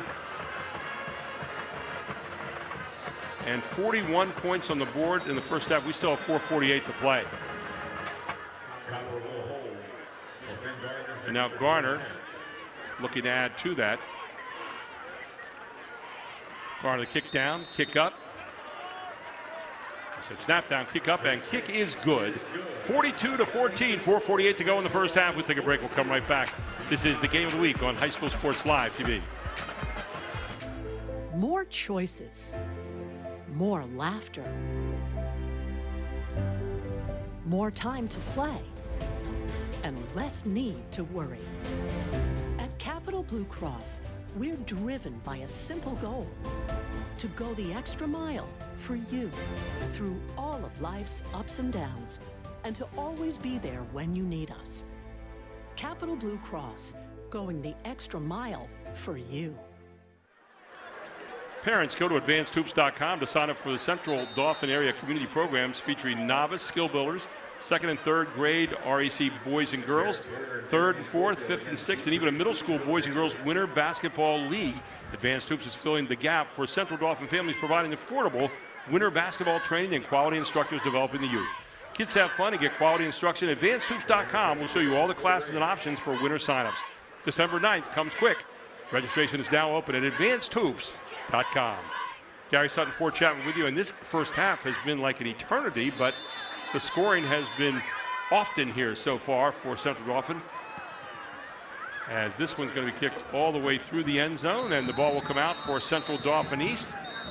So you're in this situation right now. You're down 42-14 in the first half. Give me an idea right now of what Lance Dean's saying to his kids. Just keep playing. What are you looking for? Yeah, I'm telling them, hey guys, did you see the Colorado Friday night game last week on replay? Because we were playing at the time, he would say, but you'd say, oh, hey, they were down multiple touchdowns at halftime. Things looked dire on the road, no less, and they came back and won the game. So you just got to keep plugging and try to get the ball in the end zone here in the last 5 minutes to cut it to 21. And we have an offense that can score a lot of points. We have a lot of skill. We just get one score at a time. Absolutely right. And this offense has shown the ability to move. They've been very, very good so far. It looks like the rain started to come down here. Pass out. Armstrong, Porter's going to get it, and it was a forward pass. So incomplete pass. Will be second down now and 10. Ball at the 20-yard line. Tough break there for East. Not getting that ball in the skill. Porter has to catch that. It was right in the money. Tried to run before he had it, most likely. And with this wet, ball's a little bit more wet now as the rain, not hard, but comes down a little bit. It was raining a little bit during pregame. Umbrellas coming out now amongst the crowd. 4:44 to go in the first half.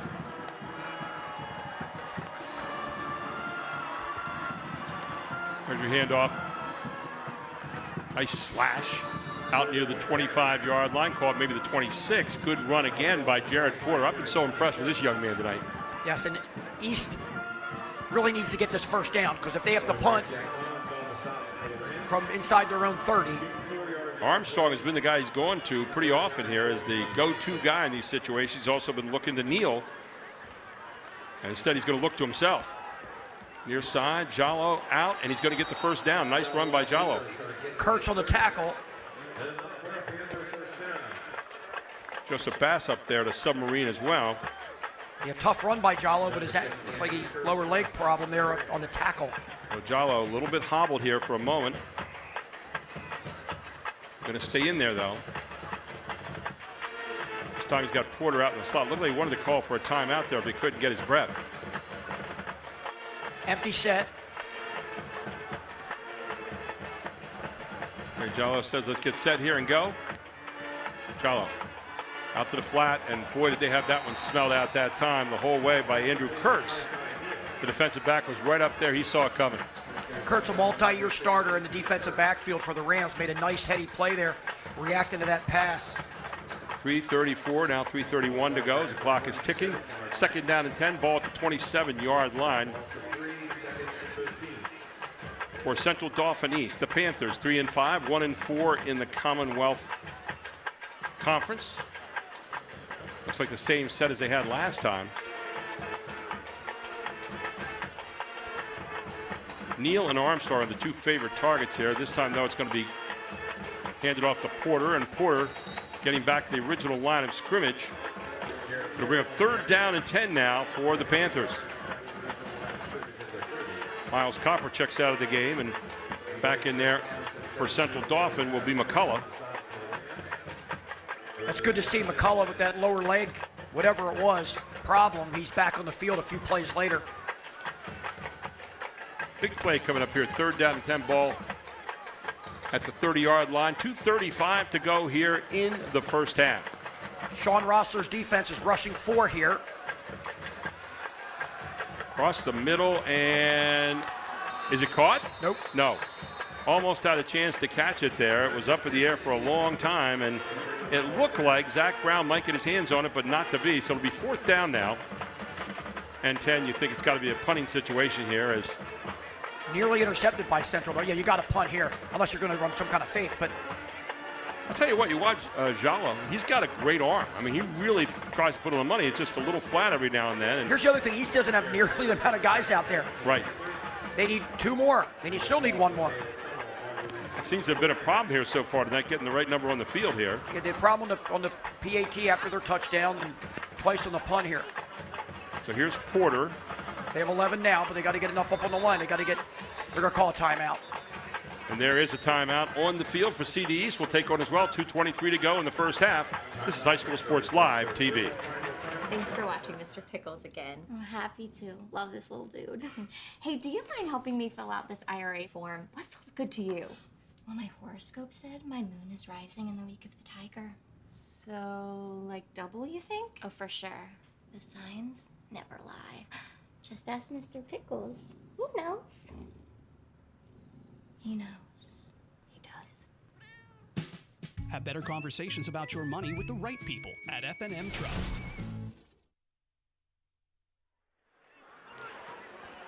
Parents, go to advancedhoops.com to sign up for Central Dauphin area community programs featuring novice skill builders, 2nd and 3rd grade REC boys and girls, 3rd, 4th, 5th, and 6th, and even a middle school boys and girls winter basketball league.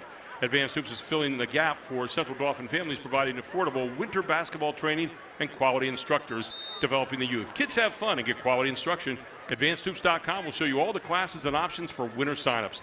December 9th comes very quickly. Registration is now open at AdvancedHoops.com. So it's 4th down and 10 now. Porter in there to kick the ball out. If you're Central Dauphin, you just want to be aware you got 10 guys up. You want to watch Porter very closely because he can be sneaky. Porter takes a look at it. There he goes. He's thinking about it.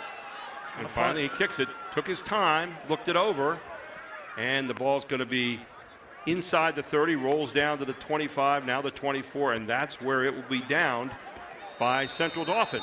2:09 to go here in the first half. You know, we were talking about Plummer tonight, Kieron Plummer, who's about to take over the ball here. Plummer with 4 rushes for 107 yards tonight. So to say he's been a backbreaker would be an understatement for him. Absolutely. And we talked about it before, but if you're the D-line rushing the passer for Central Dauphin East, you can't overrun the passer and give him those free lanes when those linebackers are dropping that deep into coverage. Sometimes one of those linebackers may want to just sit around and spy that quarterback. It's another option. Now, if you're Glenn McNamee, are you going to be content to run the ball a little bit here, or are you still trying to put some more points up here in the first half? 2:09 to go. I think you're going to see the ball on the ground, see what you can get here. If you get a big gain, you can potentially look for more points. And there is Miles Copper off that right side. You obviously want to be careful, Gary. You're up 28. You don't want to make it appear like you're trying to score to necessarily embarrass the team, but there's a lot of football left. Right. And you can't take this East team for granted with the skill players they have. So you don't want to turn the ball over. That's the big key. But if you can get a big run here, you want to try to at least get a field goal. 2nd down and 8, ball at the 25-yard line. Plummer has been outstanding so far tonight. Looking, going to run again, and this time they're going to catch him. Yeah, nice job of smelling it out. Give credit there to number 27. That was Zach Brown, and also number 77 in on the play, Terrence Kellum. East has no timeouts remaining, which they would want to stop it here to potentially get the ball back on this 3rd and 8. So 1:15 to go now. Central Dauphin doing the right thing, just taking their time. Plummer in no rush. Here's Plummer rolling right, has a man open in the flat. It's Crummel. And good job of pushing him out of bounds is Adris Arp. He's at the 30-yard line for a gain of 5. So it looks like he's going to be short. Safe thing for Central Dauphin just to punt the ball right now. That's going to bring up 4th down. Now they're going to line up on an offensive set. I doubt they're going to snap it. They're just going to try to get CDs to jump off sides. If you're the Panthers, you got to be aware of that.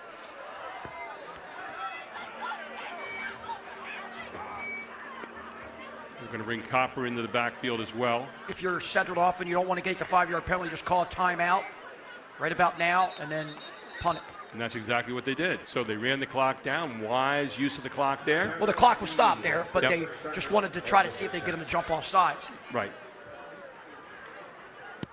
So 52.6 seconds to go here in the first half, and we're getting ready to come up at halftime here with the Jack T. and Balbo halftime report, the Capital Blue Cross and AT&T halftime stats, and the Capital Region first half highlights.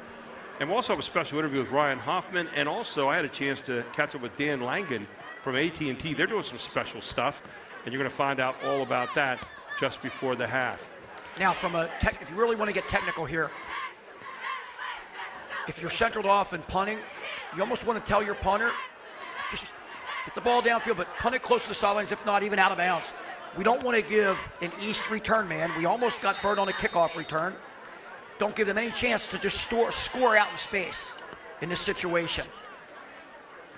Let's see what CD does with the punt.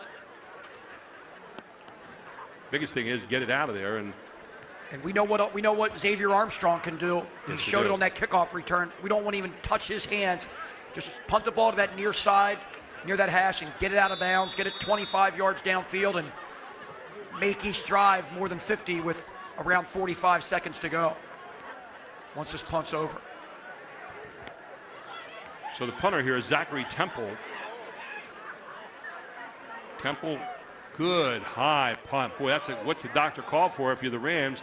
And then all the way downfield, it continues to roll near the 20-yard line, 21. And a great punt, switched the fields very nicely there to Zachary Temple. Yes, he did. And having one guy back, and he was back a little too far, Armstrong was, and was not able to get up to that punt to field it.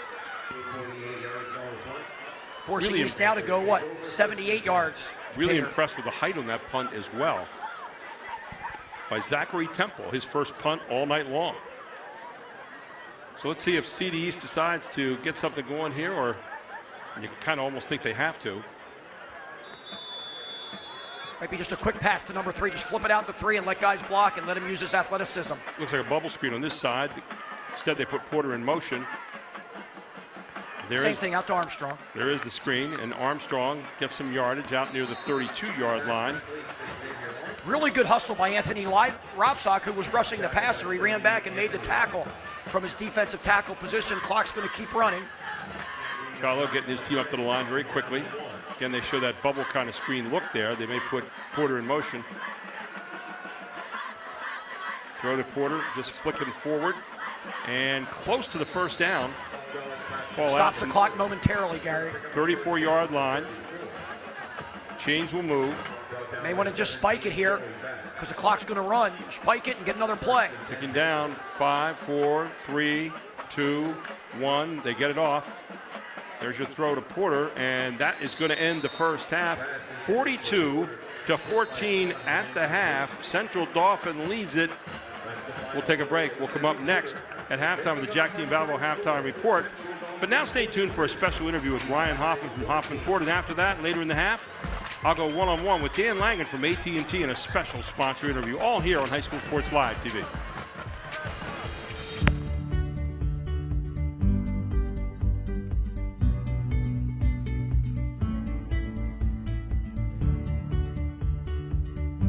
Hi, Hi, I'm Gary Sutton. I'm the host of High School Sports Live TV, the game of the week, every week on Fox 43.2. And you know, we're out here today, though, at Hoffman Ford, and I'm reminded a little bit of this truck right here. Might have been the one that Ryan Hoffman used to drive around, and he doesn't anymore, by the way, here at Hoffman Ford. He was featured in a Just Call Me Ryan segment back when he was a younger man. And Ryan's with us today. Ryan, good to see you, buddy. How you doing? Good. Very good today.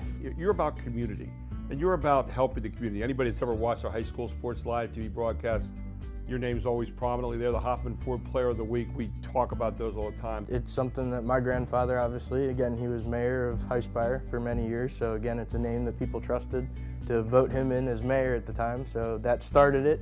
Obviously continue that through us as the Hoffman brand, if you want to call that, in our community to make certain that we can carry on that legacy for the next generation. I hope to pass it on to my kids someday. You know, life is full of partnerships, Ryan, and your dad and your grandfather had a partnership in the original business.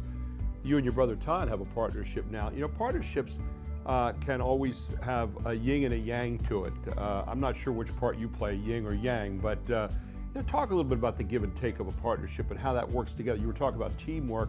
Now you talk about teamwork between two people and making sure this runs, and Hoffman certainly runs very smoothly because of that yin and yang, you and Todd. Talk about that. Again, it is the yin and the yang. We are two different, but together we make a whole. He likes the service side of the aspect, and I like the sales side of the aspects of the business, so it works for us. From that standpoint, again, like you said, my grandfather and dad, they kind of did the same thing. My grandfather was more on the fixed operations, and my dad was more on the sales side. So it definitely plays out to our advantage, having us both here under the same roof doing business together as partners. Because again, we help our employees, and our team makes Hoffman Ford who we are. He's obviously my brother, and I love him dearly.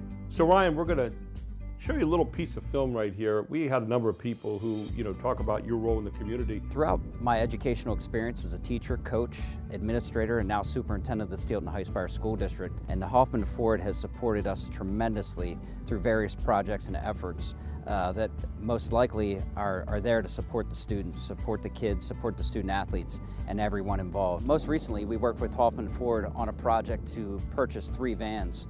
By doing so, we were able to offset expenses for transportation costs for field trips, sports teams, and those types of things. Hoffman Ford has been a very important community partner with projects like the Heroes Grove and other projects throughout the county. For example, baseball fields, football fields, soccer fields. I can tell you numerous times where we asked Hoffman Ford for their help, and they were always there. When I walked in Earl Huffman's office over 20 years ago, and I asked for support to get a program started where we could put baskets in a gymnasium and be able to just do these things for the community and try to build these programs. He didn't hesitate. He hasn't hesitated for the last 20 years, and I can't say enough about how much his support and Hoffman Ford support has meant to us. What do you think when you see that bunch of people talking about what Hoffman Ford means to them? It makes me feel really good, because again, that's what we're about here at Hoffman Ford, is giving back to the community. So, Hoffman Ford, Ryan Hoffman, Todd Hoffman, carrying on a tradition, a custodian of excellence, if you will, right here at Hoffman Ford and Jonestown Pike here in Harrisburg.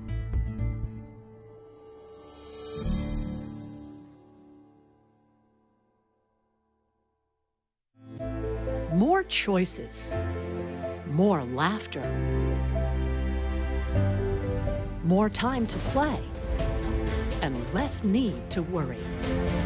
At Capital Blue Cross, we're driven by a simple goal: to go the extra mile for you through all of life's ups and downs, and to always be there when you need us. Capital Blue Cross, going the extra mile for you. Thanks for watching Mr. Pickles again. I'm happy to. Love this little dude. Hey, do you mind helping me fill out this IRA form? What feels good to you?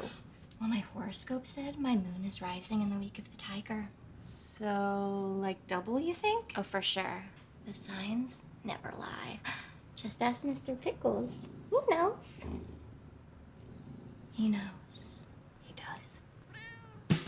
Have better conversations about your money with the right people at F&M Trust. In the dynamic world of construction, Groff Tractor and Equipment stands as your trusted John Deere and working dealer. With our extensive range of construction sales and rentals, we provide the equipment you need to tackle any project. But our commitment doesn't stop there. Our comprehensive parts and service departments are there to make sure your equipment is operating at its best, minimizing downtime and maximizing productivity. Our dedicated technicians ensure your equipment operates at peak performance. Our technician internship opportunities provide a pathway to a successful career. Learn from skilled professionals and grow with us. Trust, reliability, and exceptional service. That's Groff Tractor and Equipment.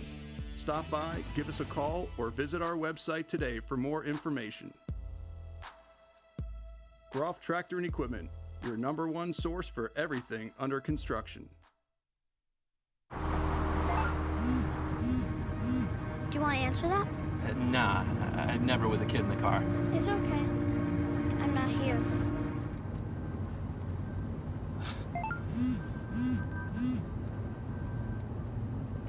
I'm there.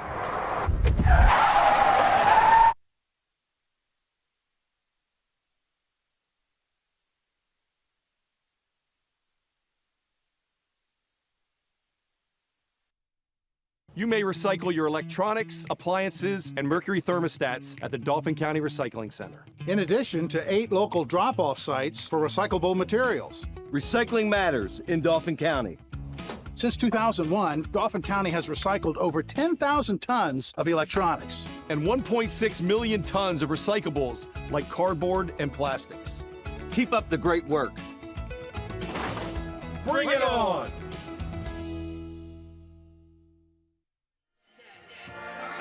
Welcome back to our Jack G. and Valvo halftime report here at Landers Field. 42-14 at the half. Central Dauphin leads CD East on tonight's homecoming night, and they're going through homecoming festivities right now.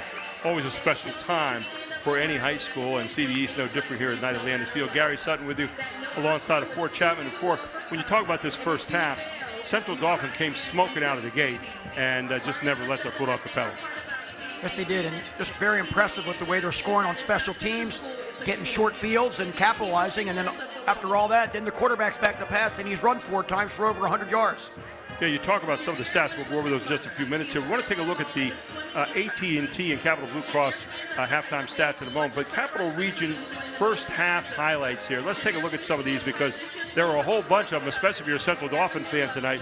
42 points rung up here in the first half and a lot of offense here tonight for the Rams. And it all started right out of the gate here when Mr. Cromwell decided to take it 81 yards to the house with a touchdown, the opening kick of the game. And boy, you talk about breaking your back. That can do it in a hurry right there.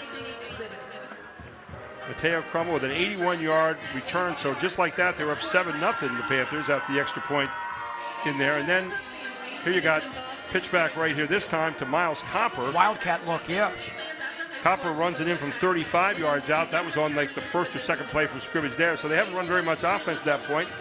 But then you see this young man, Mr. Jala, who showed you a lot of heart. And man, for 2 yards, he ran about 20 yards to get the touchdown. And just when you thought, hey, East is back in this game, they're only down a touchdown. CD 14-7 at that point, and then the fake and the touchdown pass into the end zone from Plummer to Franz, the big tight end, for a touchdown there.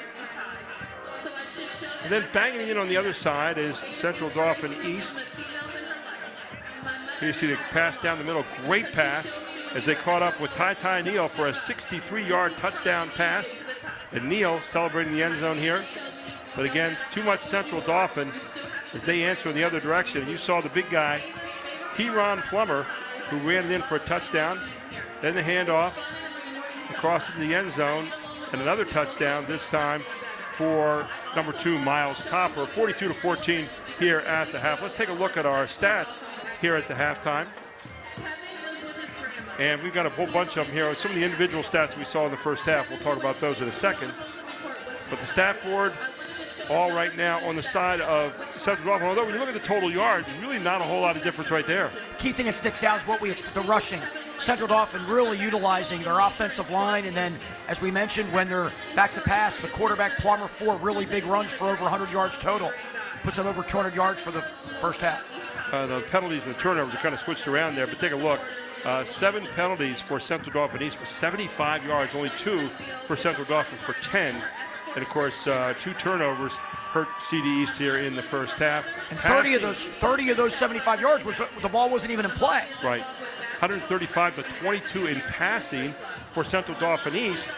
Part of it, 63-yard touchdown pass that they had there. So, Central Dauphin East has shown moments here in the first half, but they've got to find a way to carve into this lead here in the second half. We'll take a break. We'll come right back with more of the Jack Giambalvo halftime report right here on Fox 43.2. Gary Sutton here with Dan Langan of AT&T and one of the great supporters here of High School Sports Live TV. And Dan, thanks so much for all you do in helping us. Oh, Gary, it's great to be with you tonight. We've been working with Charlie and the team here at High School Sports Live for a number of years. We started out kind of trying to promote the dangers of texting and driving through something called It Can Wait. And since then, and wanted to share that important message with young people across Central Pennsylvania and throughout the Commonwealth. We've since moved into a lot of other activities to help promote online safety. And now, post-pandemic, really helping to do what we can to help close the digital divide here in Central Pennsylvania, but around the country. Raising awareness right now about the dangers of distracted driving is so important because we see so many young people out there driving, older people too, and those phones can certainly take your attention away in a hurry. AT&T is doing a lot about that right now.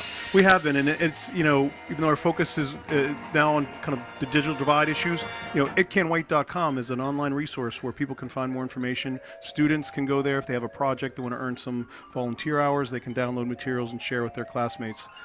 Would you talk a little bit about some of the other things that you're doing right now in terms of connected driving, and I know you're working with libraries across the country to offer some digital literacy. Talk about that a bit as well. Sure. We teamed up with the Public Library Association, which is a national group, to create free online resources so that people of all ages, whether they're young adults, elementary school students, or even older adults, to get online and learn how to use technology safely and responsibly and to get better connected.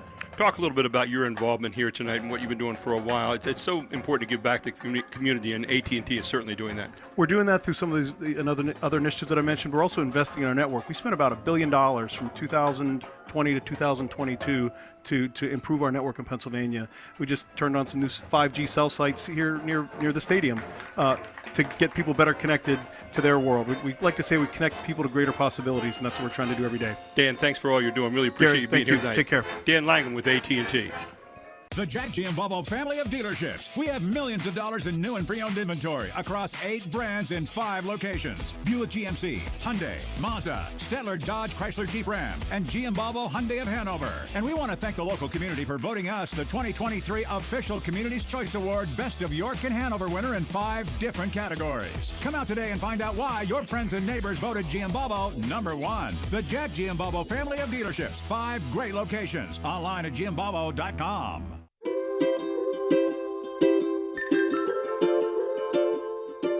All across Pennsylvania, families are living their lives in their own homes. Not long ago, none of these families believed it possible. And then they discovered there was someone who could help. What was once only a dream is now a reality. Welcome home.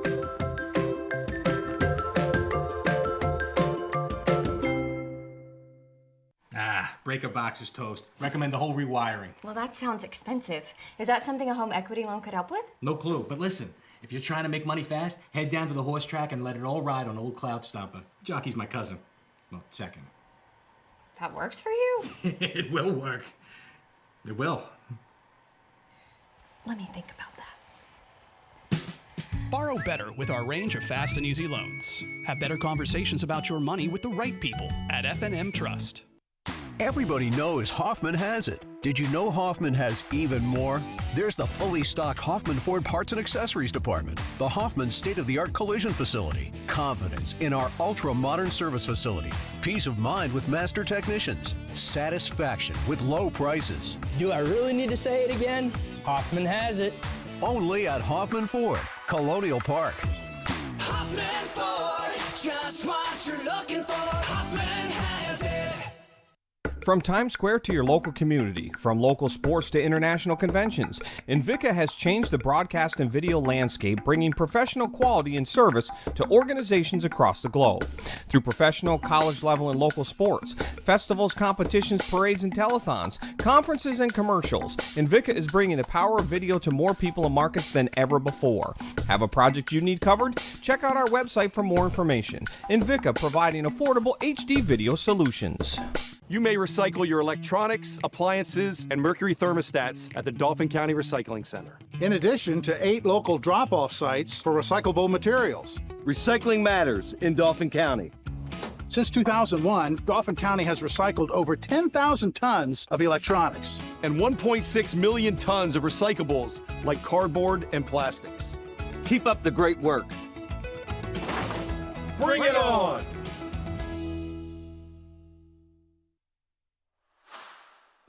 In the dynamic world of construction, Groff Tractor and Equipment stands as your trusted John Deere and working dealer. With our extensive range of construction sales and rentals, we provide the equipment you need to tackle any project. But our commitment doesn't stop there. Our comprehensive parts and service departments are there to make sure your equipment is operating at its best, minimizing downtime and maximizing productivity. Our dedicated technicians ensure your equipment operates at peak performance. Our technician internship opportunities provide a pathway to a successful career. Learn from skilled professionals and grow with us. Trust, reliability, and exceptional service. That's Groff Tractor and Equipment. Stop by, give us a call, or visit our website today for more information. Groff Tractor and Equipment, your #1 source for everything under construction. And welcome back to the continuation of our Jack Giambalvo halftime report here at Landis Field. We're at halftime of the Central Dauphin East game, 42-14 at the half. I want to remind you right now that you can go to advancedhoops.com, parents, and sign up for the Central Dauphin area community programs featuring novice skill builders, 2nd and 3rd grade rec boys and girls, 3rd, 4th, 5th, and 6th, and even a middle school boys and girls winter basketball league. Advanced Hoops is filling the gap for Central Dauphin families, providing affordable winter basketball training and quality instructors developing the youth. Kids have fun and obviously get great quality instruction.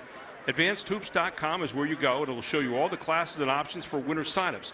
December 9th comes quick. Registration is now open. Go to AdvancedHoops.com. Some of the numbers here at half. Gary Sutton and Ford Chapman with you. Plummer in the first half, quarterback for CD, 2 for 4. 16 yards passing, but he didn't have to do a whole lot. He had 4 rushes for 107 yards, 1 touchdown for. Copper, 1 for 1, 8 yards, 1 touchdown passing, 11 rushes for 75 yards and 2 touchdowns there. And 2 catches for Crummell for 16 yards in the first half, an 81-yard kick return for a touchdown. Now Jallo on the other side, 9 for 17 for 135 yards, 1 touchdown, 1 interception, 4 rushes for 10 yards and 1 touchdown.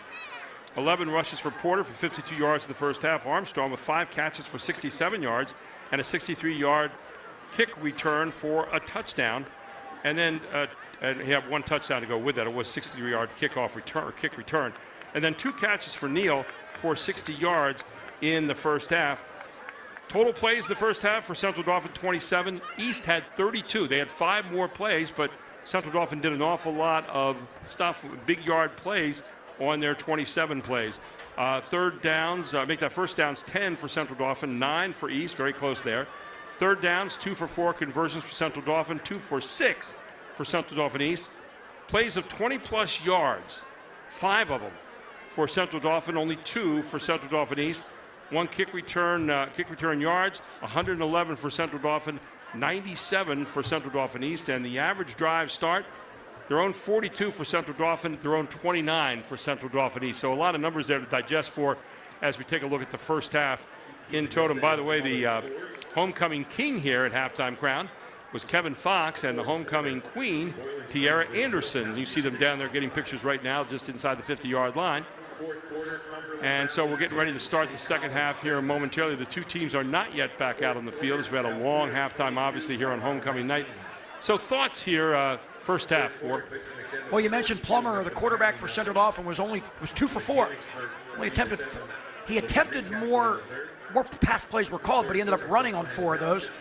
And the 4 passes that he threw, completed half of them, but one of them was a ball right on the money down the sidelines that Mateo Crummel usually catches. It was a tough catch, could have been over his right shoulder, his outside shoulder, but he almost had another touchdown there. That would have been 3 for 4. So Plummer's doing exactly what is ordered of him, calling the shots as the signal caller for Central Dauphin and making the right reads. And CD has put up a 42 on the Panthers here at halftime, and CD gets the ball to start the second half, so expect them, Gary, to hopefully put something together and make this a game again, cut it to 21. Well, Todd Sadowski's out in Columbus, Ohio tonight with Fox 43, and his football frenzy team is going to be reporting all the scores tonight in South Central Pennsylvania. Coming up on Fox Sports News at 11 o'clock. We'll have a wrap-up from here. We also wanted to update you again, if you heard us in the first half here, the big school rankings so far in the state through October 15th. Eastern PA football with this one. St. Joe's Prep, the defending state champion over and over again, with a record of 6-1 in first. Imhotep Charter, 8-0. We saw them earlier in the year. They are dynamite, 8-0. Parkland out of District 11 in third at 8-0. And fourth-ranked team is Central Bucks West. Been a while since we've heard their names in the top 10. They're from District 1, 8-0. Downingtown East, 7-0. They're also from District 1. Manheim Township, the real top dog so far in District 3, 8-0. And then Central York right behind him out of District 3. We'll see them again next week, is at 8-0 as well. And they got a big game coming up next week with York High, which essentially would be for the championship of Division I of the YAIAA, the York Area Interscholastic Athletic Association. Harrisburg checks in at number 8, so 3 straight District 3 teams in there. Harrisburg at 7-1, and they took a whaling from Manheim Township earlier in the season. But you remember last year they lost to Manheim Township early in the season, came back to win. And handled them in the playoffs at home. They did. So, Harrisburg is a team that learns very, very well during the course of the season. Nazareth area out of District 11 at 7-1, checks in at number 9. And then Chester out of District 1, 7-1 at 10. Cedar Cliff getting an honorable mention there at 7-1. And Cocalico at 7-1 also getting an honorable mention as well, along with Ephrata, who's 7-1. Both those from over the Lancaster Lebanon League. Gary, things could get very interesting here leading into next week, the last regular season game in the Mid-Penn Commonwealth, because sitting atop is the Harrisburg Cougars. But should Harrisburg come here to Landis Field and lose to Central Dauphin, both teams making a run here, but who's going to win it? Because State College would then, with only 1 loss, but now the halftime score, Cumberland Valley is upsetting State College 10-7. So and Cumberland Valley only has 1 loss. That was the Harrisburg, the game we did a month ago on High School Sports Live. So it's a lot of interesting football left here for the Commonwealth title on the line here. That Cumberland Valley team is a gritty team this year. We saw them lose 14-0 to Central in a game that we did, but I'll tell you what, they hung in there very tough with Central, and they've gotten better since and been in some really good games. This Commonwealth section this year really has had some dynamite games, and we've seen some of them between teams like CD East coming close to winning it against Cumberland Valley. And against Harrisburg, yep. And against Harrisburg. So, a lot of balance here, even though the records might not suggest that in every situation. So we're getting ready to start the second half here in a moment. We're going to take one more timeout. We'll come right back, get ready for the third quarter. It's High School Sports Live TV Game of the Week, all here on Fox 43.2. The Jack Giambalvo family of dealerships. We have millions of dollars in new and pre-owned inventory across 8 brands in 5 locations. Buick GMC, Hyundai, Mazda, Stettler Dodge Chrysler Jeep Ram, and Giambalvo Hyundai of Hanover. And we want to thank the local community for voting us the 2023 official Community's Choice Award Best of York and Hanover winner in 5 different categories. Come out today and find out why your friends and neighbors voted Giambalvo #1. The Jack Giambalvo family of dealerships. 5 great locations. Online at giambalvo.com.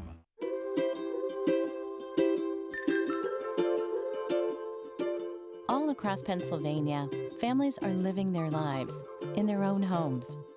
Not long ago, none of these families believed it possible. And then they discovered there was someone who could help. What was once only a dream is now a reality. Welcome home.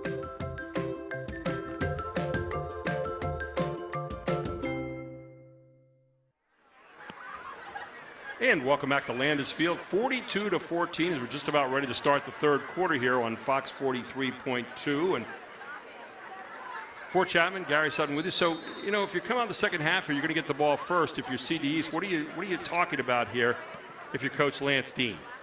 Talk about getting the ball in the end zone, taking our time, run our plays, use our skill guys, and cut this to 21. And then we got to get a stop on defense. If you're East, and you got to say, we get the ball back, we can cut this to 14 where it's a ball game again. But so that's a big task. Big task. Glenn McNamee on the other side, what's he saying to his troops? He's got to be pretty happy with that first half. Well, every coach says it. Guys, play the second half like we played the first. It's 0-0 on the scoreboard, the whole thing. But it's very difficult at any level when you throw up 42, like Central Dauphin did, to come out the second half and just continue on that same run. It happens occasionally, but not very often. How do you fight not becoming too conservative if you're Central Dauphin in the second half? You know, obviously you want to control the clock, control the ball. Is there a trick to that at all as far as coach? Yeah, it's okay to be a little bit conservative defensively. You're telling your defense, I'm sure Sean Rossler and Paul Lynn and company are saying it, you don't want to give up a big play. We already gave up a big play. You're saying on that second touchdown of East, if they're going to score, let's make them go the distance and shoot some clock. Just don't give up a home run and let them get back in the game that way. Well, Finn Garner, who might have a tired leg after the first half there, he's doing a lot of extra point kicking, is going to start the second half here with the kickoff. On the other side, you've got Darian Cofield down there waiting to receive. And here's your kickoff. And Cofield's going to be the one to take it at the 5-yard line. Cofield very quickly, right up the middle. Cofield trying to find some space out to the 30. With some tough running by Cofield out to the 38-yard line. Never say die for Cofield. And he sets up first down and 10 here for his team. Gets some pretty good field position. They averaged the 29-yard line the first half, so already +9 in that category for Central Dauphin East. You mentioned the extra points for Finn Gardner. What really getting him, that's his 7th kickoff. How about that? Yeah, there you go. So he's getting his work in tonight. So let's see what Lance Dean has for his Panther Charges here to start the second half. Throwing out to number 3 right away, Gary. And Porter steps into the sidecar position there. Hand off to Porter. Porter jukes. Steps to the outside. Nice run by Porter around the 40 out to about the 45-yard line before he's pushed out of bounds. A nice opening run here by Porter. Yeah, I know this is a little thing, but Porter got himself out of bounds. Took a little shot and got out of bounds. That's going to stop the clock until the ball snapped. That adds up, and you need to score 4 touchdowns to tie this game. So buy yourself extra plays, right? Yep, absolutely. So it'll be second down now and a long 2, ball at the 45-yard line for the Panthers. Still waiting for them to snap the ball in this set and just get it to Porter right away with 3 blockers out there. 4 receivers essentially out on the far side. 1 receiver near side. Man comes in again. It's Porter. High snap. Porter gets it. Porter up the middle. Porter first down and more. Porter across the 45 down to the 43-yard line. Into Central Dauphin territory. Nice running by Porter on the opening 2 snaps. Gary, his quick feet, his ability to just put his foot in the ground and change direction. It really is tough to stop a guy like that. Very impressive. They set him up out there in that 3 formation. Almost looks like you get a bubble screen anytime you want it.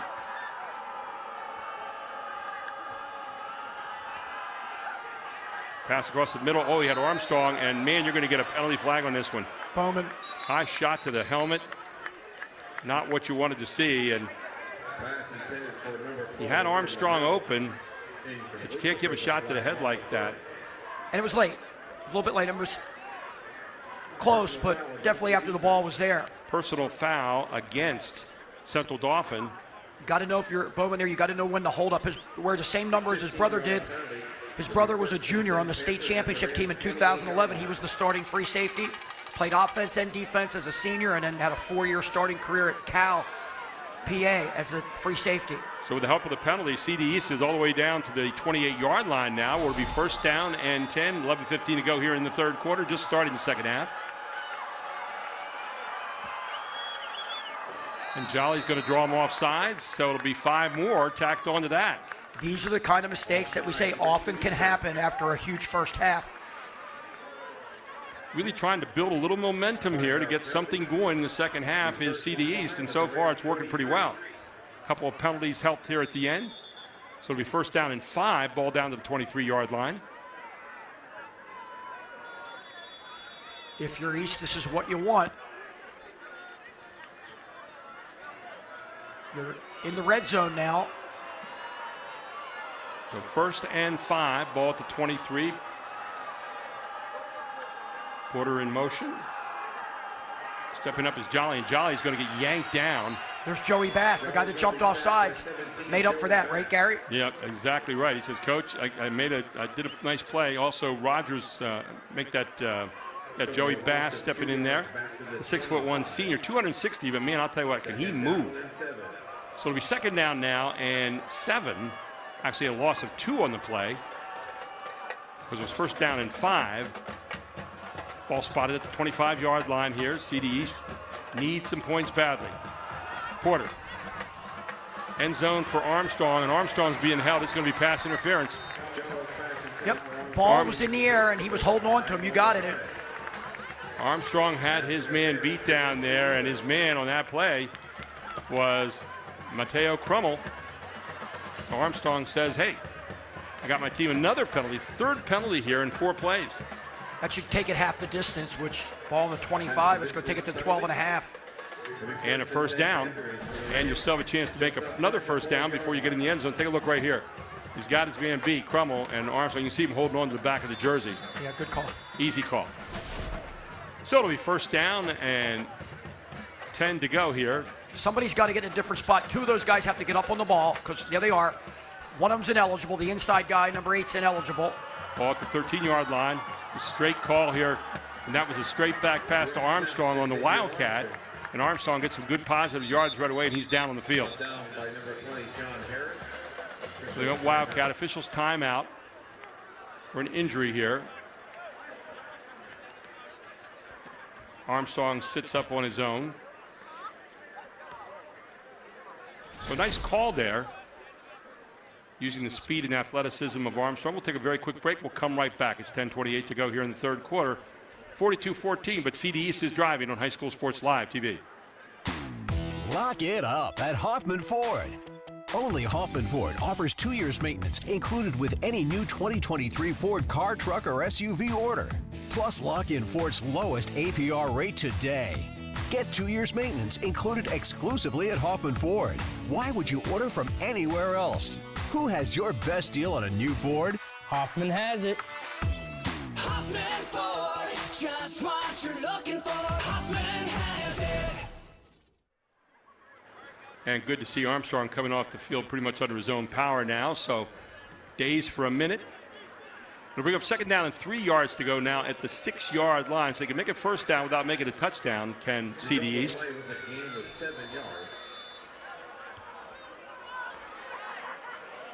They have 2 guys up on the line. Look for number 3 to come in motion and get this jet sweep. That's the call I'm thinking here. Yep, here he comes. Motion into 5 guys, the outside. There's Porter back again. Got him. And he had Porter up. I think he might have gotten tipped right there toward the line of scrimmage. It looked like Franz might have gotten his hands in there. Plus, he was thrown a little bit behind him. Interesting concept on the play. He comes across and sure is. Goes right back, kind of redundant, but he was open. Need a little bit more touch on that pass. So third down and 3, obviously 4 down territory. Centered off and East going back to a normal set, not putting a receiver being in an eligible situation. They did the last 2 plays. Might be a good play here to get Porter again, who's shown positive yards every time he's touched the ball. Centered off and looks like they're in straight man, jamming the line of scrimmage with 8 defenders. Porter right there. Not going to get the handoff. Quick pass in the end zone, touchdown. Dropped it. And they said he dropped it. Man, it was a good throw to the end zone by Jallo.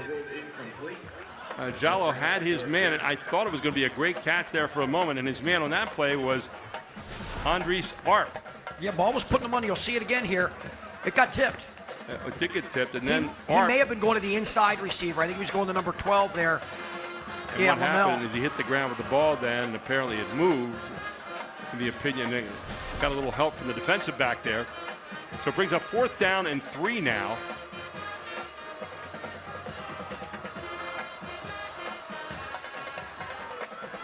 So do you give it off to Porter here maybe and let him try to do something with it? Across the middle again, and it is incomplete.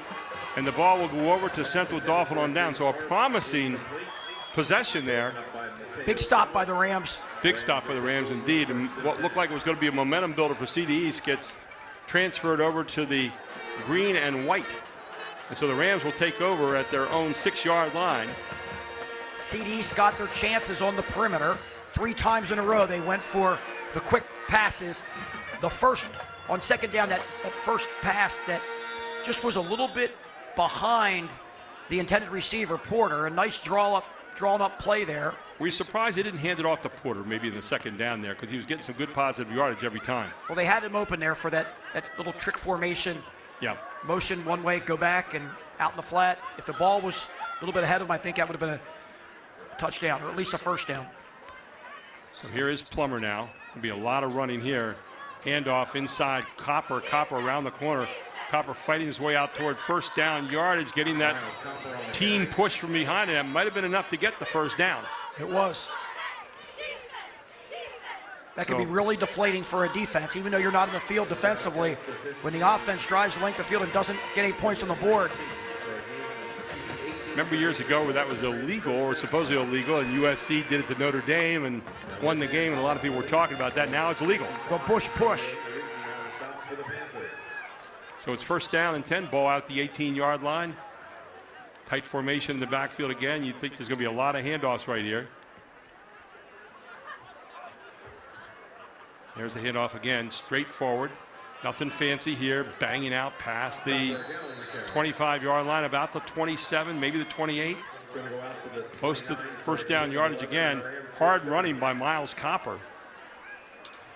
You know, our Hoffman Ford player of the game tonight, there are a whole lot of candidates on that one for. Yes, there are. Miles Copper would be one of them. Plummer would be another. Miles Copper coming in this game tonight, 690 yards in the season, 5.2 yard per average per play. And this offensive line for Central Dauphin would be another if you I'll categorize them, because they're doing a nice job protecting the quarterback, open up some running lanes. You really sense they're a unit. I mean, you watch them standing up. It looks like the Dallas Cowboys in the old day, standing up together and going back down. Tom Landry's squad, no doubt. So we'll bring up now 2nd down and 10. No gain on the play there. CD East stops him at the line of scrimmage. 8:36 to go, and very content right now to run the football, eat some clock, keep the ball in your hands. Other team can't catch up when you have it. And should the Rams score and make the extra point, that'll put them up 35 in the 2nd half, which means we'd have a running clock throughout after that. Don't forget to watch the Fox 43 team tonight. Football Frenzy at 11 o'clock. They'll have all the scores from South Central Pennsylvania. Here he goes again. Around the corner, Plummer slides down, and he'll maybe get a yard or 2 on the play. Isaiah Moon, 2-way tackle, helps him up. Sees a lot more on offense. He's actually a guard in this. He would usually be a tackle on offense, but he's a guard due to Rob Sock and Bouchon anchoring the tackle positions. So we'll bring up 3rd down now. Looks about 6 yards to go at the 30-yard line. It didn't look like Plummer got very much on that, but you take a look at it, he got like 3 yards. But a better job of covering him that time by the CD's defense. And by him sliding there, he duck out of bounds. That keeps the clock moving. That saves an extra. Right. Can take another 35 seconds off the clock. Just we saw Armstrong stepping out of bounds earlier. We see Plummer making sure he stays in. Timeout, Central Dauphin. So timeout on the field for the Rams. Will take one as well. 7:28 to go here in the 3rd quarter. 42-14. The Central Dauphin Rams lead it. It's the High School Sports Live TV Game of the Week. In the dynamic world of construction, Groff Tractor and Equipment stands as your trusted John Deere and working dealer. With our extensive range of construction sales and rentals, we provide the equipment you need to tackle any project. But our commitment doesn't stop there. Our comprehensive parts and service departments are there to make sure your equipment is operating at its best, minimizing downtime and maximizing productivity. Our dedicated technicians ensure your equipment operates at peak performance.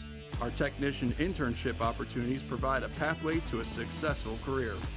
Learn from skilled professionals and grow with us. Trust, reliability, and exceptional service. That's Groff Tractor and Equipment. Stop by, give us a call, or visit our website today for more information. Groff Tractor and Equipment, your #1 source for everything under construction.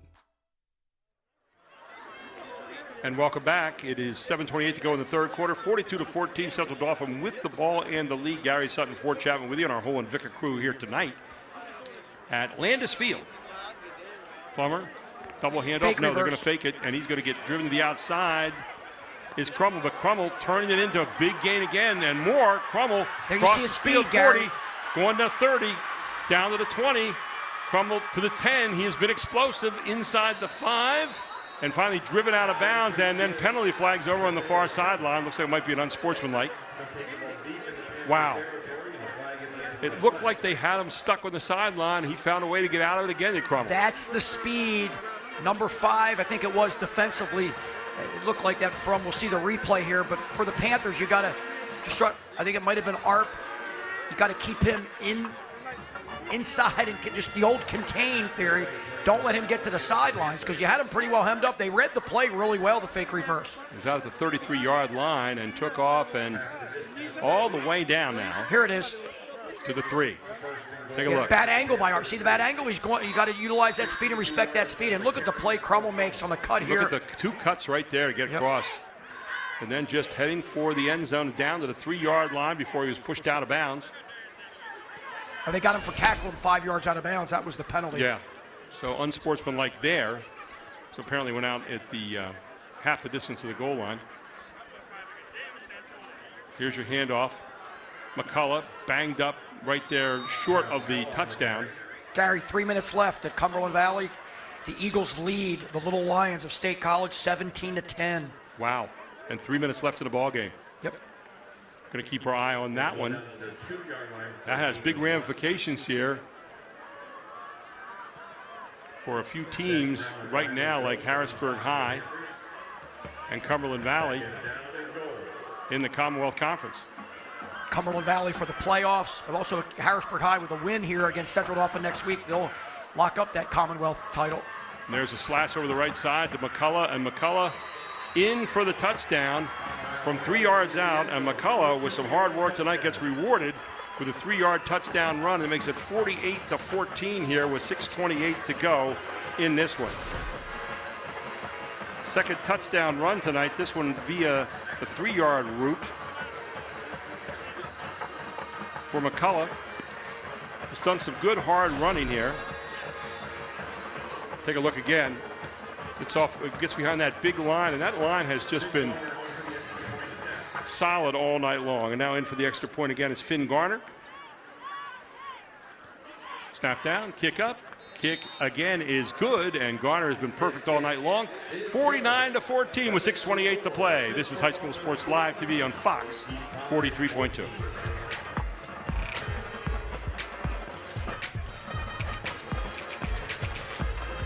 From Times Square to your local community, from local sports to international conventions, Invicta has changed the broadcast and video landscape, bringing professional quality and service to organizations across the globe. Through professional, college level, and local sports, festivals, competitions, parades, and telethons, conferences, and commercials, Invicta is bringing the power of video to more people and markets than ever before. Have a project you need covered? Check out our website for more information. Invicta, providing affordable HD video solutions. Plays 94 yards, 3:31 the time taken, and Kyle McCullough cashes in with his second touchdown of the night from the 3-yard line. Parents, go to advancedhoops.com to sign up for Central Dauphin area community programs featuring novice skill builders, 2nd and 3rd grade rec boys and girls, 3rd, 4th, and 5th and 6th, and even a middle school boys and girls winter basketball league. Advanced Hoops is filling the gap for the Central Dauphin families, providing affordable winter basketball training. Go to advancedhoops.com right now to show all the classes and options for winter signups. December 9th comes quickly. Registration is now open at advancedhoops.com. Kickoff again from Central Dauphin here. Be taken again by Cofield. Cofield up the gut. Cofield makes a move here near the 30-yard line. It's going to be out at about the down about the 27-yard line. We'll be 1st and 10 here for the Panthers. Down right now 49-14. Aiden Smith on the tackle, the free safety for the Rams, covering the kickoff there.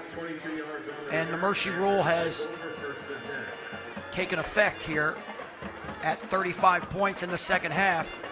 And that clock's going to continue to run with the exception of timeouts, touchdowns, etc. Keeping our eye right now on the Cumberland Valley State College game, and if Cumberland Valley's lead holds there, 7-point lead with 3 minutes to play, we're going to get jumbled atop that Commonwealth Conference. There's your handoff again.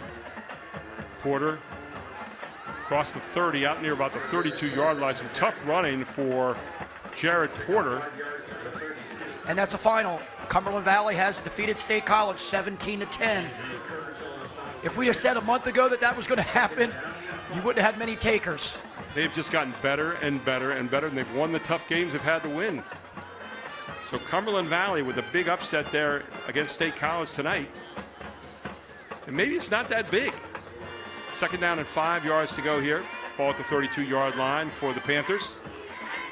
And another handoff for Porter. Oh, wow. Porter dodges. I'll tell you what, you almost thought he lined up in the backfield that time. Number 54, that was Zachary Coleman. He came a rushing, and Porter ducked him for a moment, but Porter has a lot of guts, plays with a lot of heart. I'm impressed with his little undersized, but just plays so hard. And tough player. No Very quitting tough him. player. So it'll be 3rd down now, 5 yards to go, 4:51 to go here in the 3rd quarter. Clock running right now. Pass out to the flat, but it's going to be short of the 1st down. Now, do you go for it here? Probably. Pass complete to number 5, Idris Hart. Pass hooked up there with Idris Hart. He's out across the 40 to the, Going to bring up 4th down and a short 2 or a long 1, whatever way you want to look at it. Looks like a good 1 yard. Got expecting to bring Porter back in, but no, they're going to stay empty and just throw the ball out of empty. Wow. Or quarterback draw. It's quick There's hitter the to quick Porter. pass to Porter, and Porter couldn't hold on to it. Man, they had him wide open in the seam. That could have been 6. That's several times that Porter has just not held on to a football that's been right at him. And I know what some coaches are saying, take those gloves off. But I know it's a little wet here, and I think he would usually make a lot of those catches, Gary. Well conceived play there as they were kind of running alleys that time before, and they had Porter in a really nice alley, and he had a ways to run if he caught that ball. So it's 4th down. It goes over to CD again. 4:12 to go, and you got to think you're going to see the ball pretty much just stay on the ground again here for the Central Dauphin Rams. Winning right now 49-14, and a flag is thrown. That's the 3rd time they have looked over at the sidelines, and somebody has either moved or jerked their hands, which simulates a snap potentially. They're saying the center moved that time. Be a 5-yard penalty to make it 1st down and 15. That looks like Sheeler. Snapping right now. Yeah, Colton Sheeler, sophomore O-lineman. His grandfather was the athletic director here and former football coach. Central Dauphin with 2 losses in the Commonwealth Conference right now, but looking for playoffs in District 3, obviously. And they have enough parts that they can be a team to be reckoned with, no doubt about it, in these District 3 playoffs. Harrisburg High coming here to Landis Field next week to play Central Dauphin. It's Harris. Handoff again. It's going to go to Harris. John Harris III. What a great name to have. And you already know, Gary. I've already instructed him when he has his first son, what he's going to be called. The 4th. That's right. I said, don't be afraid to call him 4 Harris if you want. We got a timeout on the field. We'll take one as well. 3:16 to go in the 3rd quarter. This is High School Sports Live TV's Game of the Week on Fox 43.2. Do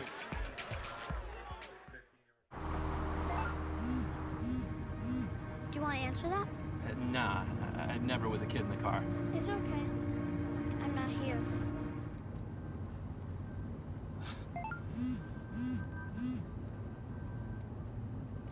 I'm there.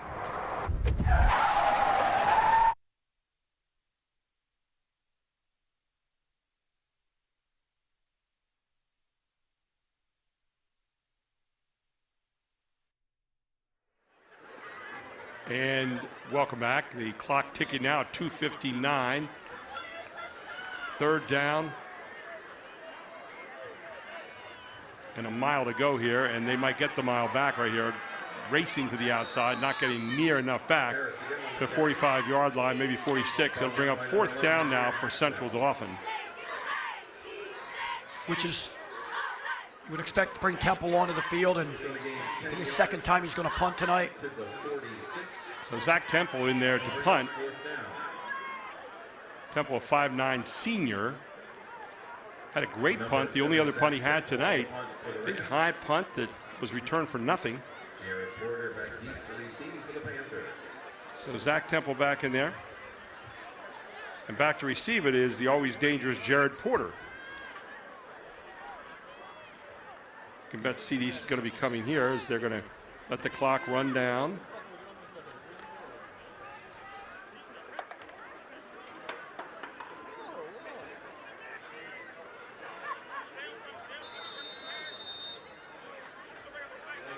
So delay of game against Central Dauphin. They'll march it back now 5 yards. So eating up every single second they can.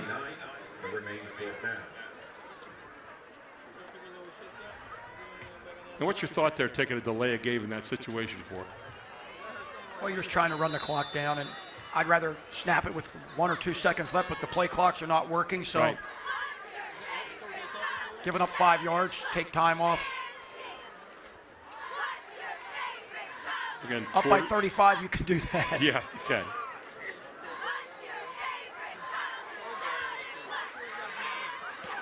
Ooh, this one way too high and way too short. And again, when you're up by 35, you can do that too, but it's a 4-yard punt. 4-yard punt. So it'll be first down and 10 now for CD East, and I'm watching Jallo, who is limping. He's been limping since the first half, but boy, you talk about a gamer. He's out there playing. Yes, he is. Tough kid. Damaj Jallo. I've been impressed with his moxie tonight, too. He's got a nice little gun for an arm, and he's had a couple guys drop some passes tonight on him. So here's Central Dauphin East trying to get some points on the board here. Late third quarter, 1:28 to go. Look at this set, a quads bunch to the wide side of field. You don't see that very often. They need another man in there. Another guy not in the game. So very quickly they're going to get the lineman in there. That is number 74, Amir Masoudi. Make that Masoudi, rather. Forgive me. You got that bubble screen kind of look. Porter trying to get something back. He's actually going to lose a yard on the play. Good hustle by Tolan. He didn't make the play, but he got there to force it, and then on the tackle was 24, Salvaggio, as well as number 6, Kurtz. And Fran's always somewhere in the neighborhood there as well. So it'll be second down now and 11. 42 seconds to go in the third quarter. Don't forget, after the game, we'll have the Capital Blue Cross post game featuring Capital Region Insurance Agency Play of the Game and the Hoffman Ford Player of the Game. Here's your handoff. Right up the middle, some good hard running there by number 22, Alante Caceres. He should be able to get one more play before the quarter's over here as the clock continues to run. Caceres with his first carry of the evening. Doesn't look like they're in any hurry to run that last play. We're just going to let the clock run out here in the third quarter. And the clock will run down at the end of the third quarter here as we finally tick down officially to 0, and it's 49-14. We head to the fourth. Central Dauphin leads it all here on High School Sports Live TV on Fox 43.2. More choices. More laughter. More time to play. And less need to worry. At Capital Blue Cross, we're driven by a simple goal: to go the extra mile for you through all of life's ups and downs, and to always be there when you need us. Capital Blue Cross, going the extra mile for you. The Jack Giambalvo family of dealerships. We have millions of dollars in new and pre-owned inventory across 8 brands in 5 locations. Buick GMC, Hyundai, Mazda, Stettler Dodge Chrysler Jeep Ram, and Giambalvo Hyundai of Hanover. And we want to thank the local community for voting us the 2023 official Community's Choice Award Best of York and Hanover winner in 5 different categories. Come out today and find out why your friends and neighbors voted Giambalvo number 1. The Jack Giambalvo family of dealerships. 5 great locations. Online at giambalvo.com. And Travis Sparks, our statistician, lets us know tonight that at the end of the third quarter, CD has 334 total yards, East with 235. And taken down there is Caceres in the game. No gain on the play. Joey Bass on the play along with Wydra, Mason Wydra. There's an example where statistics sometimes don't tell the story. And when you have a kickoff return for a touchdown, you have some short fields and you capitalize on it. Score a good amount of points without gaining a boatload of offensive yards per se. So you look at the Mid-Penn Commonwealth standings so far, and Harrisburg at 7-1 overall, 5-0 in the conference. Cumberland Valley 4-1 now, make that 5-1 with that win, and State College now drops to 4-2. And they would be tied then with Central Dauphin here in third place with a win here tonight. And that leads us to our first trivia question of the night. In the Mid-Penn Commonwealth, what was the first time there was a more than one team tied for the top spot at the end of the regular season? Well, you got me on that one. And I'll give you a hint, it was not a co-champion. It was the 4th year. One more hint, it was the 4th year of the Mid-Penn, the 1985 season. New uniforms in there now. Gavin Kirkpatrick is now the quarterback. He's a junior.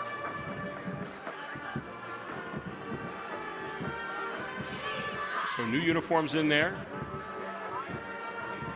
Good handoff there. Again, John Harris the third, and John Harris trying to get some runs. And the official on the tackle. Unfortunately, good block by the official there. He may have been gone, Gary. He looked like he was off to the races there, was John Harris the third. He stood, that umpire stood him up on the go. I think the umpire just ran over there and said, hey, I'm sorry. But he didn't wrap up. The umpire did not wrap up, and that's why Harris kept his feet after he took the shot. Wasn't expected to take the shot. He had daylight. We're going to get a lot of handoffs right now. John Harris, third back there, and he will probably be the focus of a few of those handoffs coming up. Gavin Kirkpatrick, a junior quarterback, 5'10", 170 pounds. There's handoff again to Harris. Harris is yanked down there in the backfield. In on the tackle, number 55, Xavier Okereke. Gary, I'm surprised Rick Fox, our play-by-play guy, or the announcer here in the booth for the game, did not say that was Randy Smith that held up the running back. Great hit by that umpire. Tell you what, Smith took a hit though, huh? Yes, he did. Got back up, so not staying down on that one. There goes Harris again. Harris just banging off that left side. Not going to get a lot as CD East rises up. All right, we'll give one more hint at home for that trivia question. Okay. There were 4 Division I running backs from 2 of the 3 teams that tied for the lead, all with 1 loss. 1985 regular season, Mid-Penn Division I, now called the Commonwealth. Next break we get, we'll give you the answer. 1981, right? 85. 85. The 4th year of the Mid-Penn. Okay.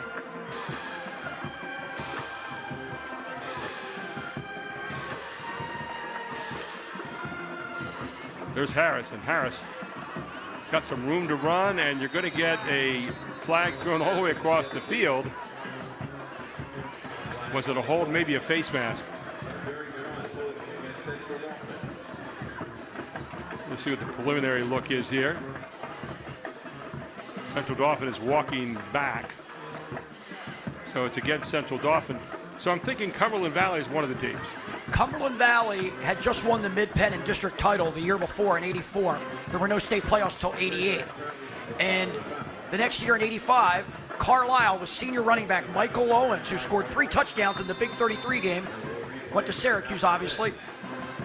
They got upset by Cumberland Valley at Cumberland Valley 17-15. Give you the rest in a moment. So here's Kirkpatrick.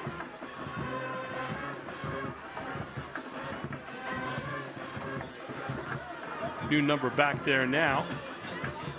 I believe number 33, that's Grady Curry, senior running back in there.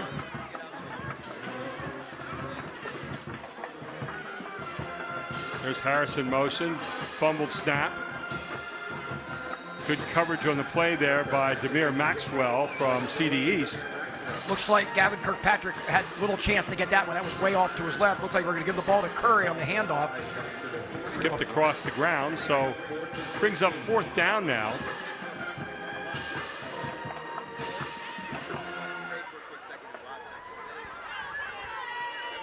Looks like they're going to go for it. Yeah. May as well here.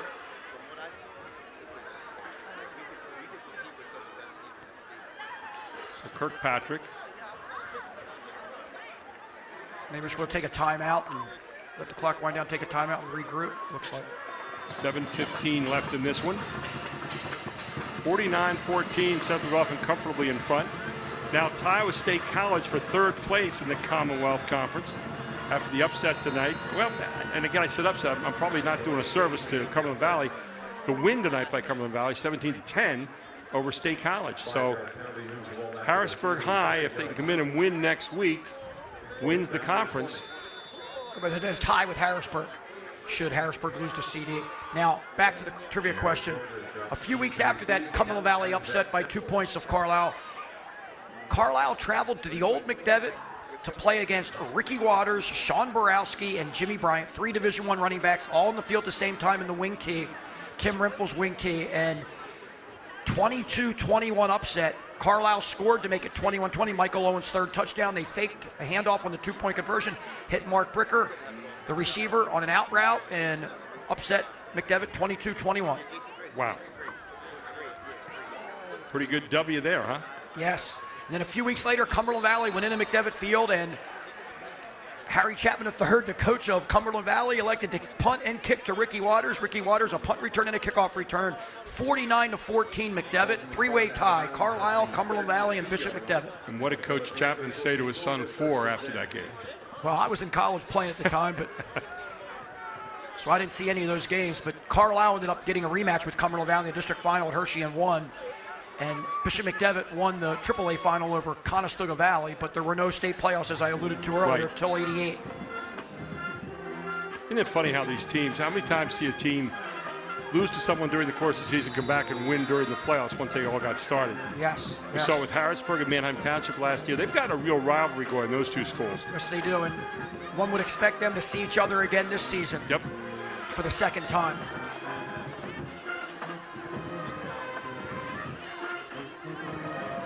Here's the handoff off the right side, and wide open running space and a 1st down very quickly from CD East as Caceres with a nice run. The word I got for that game the first time they played, though, Gary, Lightning caused it to not be played Friday night. They came back Saturday, played at 10 a.m. Yeah. So not that's a normal tough on playing a team. time. No, yeah. Especially for a team that had to go back home and be there and start a 10 a.m. kick. That's a lot of travel and not a whole lot of sleep. And that could have a big effect on a team, so we'll see. Now that takes nothing away. No. At all from what Manheim Township's doing. Yeah, Coach Evans with a great team there. Yes, he does. He's doing a fabulous job there. Darian Cofield with another run, another 1st down here for CD. So we start to think about our Hoffman Ford player of the game here tonight. Who stands out in your mind as you're considering players right now? It's a very good question because it's been a whole team effort by the Rams here. And you talk about the team tonight here, and, you know, Mateo Crummel.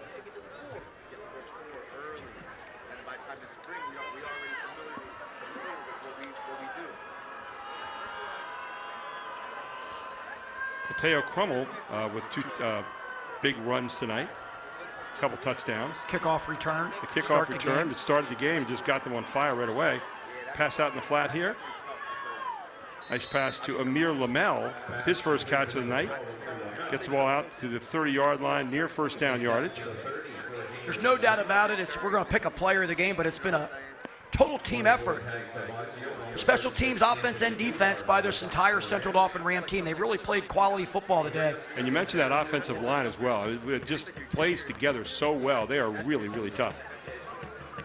Plummer tonight, running the offense, and every time in the first half where Central Dauphin East wanted to get off the field, 4 rushes for 107 yards. Yes, all by back to pass and finding a gap and a seam and taking off with the football. They talk about Miles Copper tonight. A couple touchdowns there for him. Here's a pass toward the end zone, and not going to get it. Good coverage, one-on-one downfield. That's Tag Salvaggio, junior DB. So we got 3rd down and 1 now. Jallo was trying to hit Arp there, down the sidelines. Good ball. Lots of new uniforms in the game here. They're going to bring Ken Idris, over to the other side. So 2 receivers near side. This looks like one of those plays where you see Jallo probably run. 1 yard to go. Straight back. Jallo flat. Has his man. Good pass. All the way down to the end zone. Are they going to get into the end zone? You betcha. Touchdown from 31 yards out as he finally hooked up again with Darian Cofield. 31-yard touchdown pass from Jallo to Cofield, and Cofield into the end zone for the TD here at the 3:37 mark of the 4th quarter. There's your replay. Good run after the catch. Defenders all around him reaching out for him, but not able to bring him down as he hits pay dirt for Cofield, the junior receiver. They've had some offense here tonight. They put some offense on the board this year. The problem is you also got 49 up against you on the other side. It's just we gotta quickly figure out how to mesh. So here's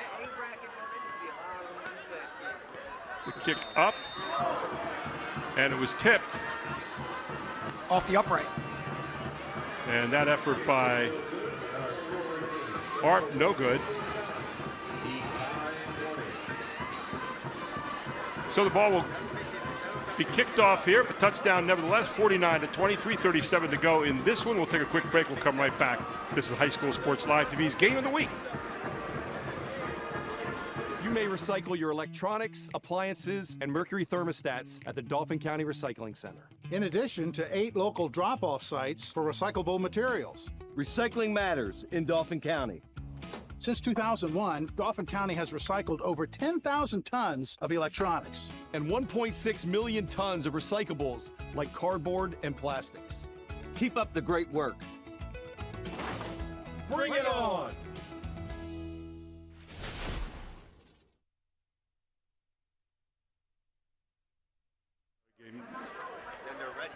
That's fine. And welcome back. This is High School Sports Live TV, and it's 49-20 now. The score by CD. So you kind of think there's probably going to be an onside kick here. We're talking about players of the game and some of the people considered right now. Plummer, who's been outstanding tonight at quarterback, he's out of the game now.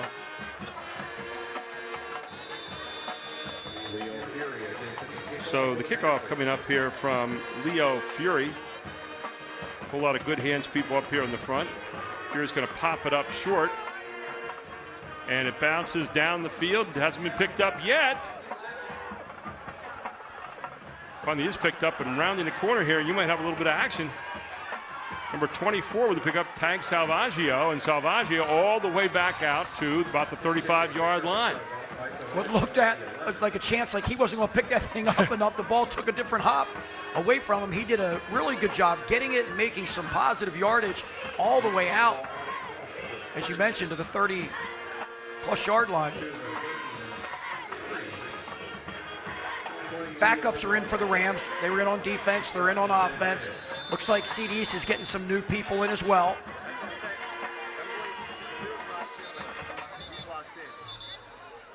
Timeout East. So CD East with a timeout here. 3:16 to go in this one. We'll take one final timeout and we'll come right back. This is the High School Sports Live TV Game of the Week on Fox 43.2. Breaker box is toast. Recommend the whole rewiring. Well, that sounds expensive. Is that something a home equity loan could help with? No clue, but listen. If you're trying to make money fast, head down to the horse track and let it all ride on old Cloud Stomper. Jockey's my cousin. Well, second. That works for you? It will work. It will. Let me think about that. Borrow better with our range of fast and easy loans. Have better conversations about your money with the right people at F&M Trust. And by the way, on the CDE's touchdown, 5 plays, 68 yards, 3 minutes and 20 seconds for them. And so coming down to the end of this ball game,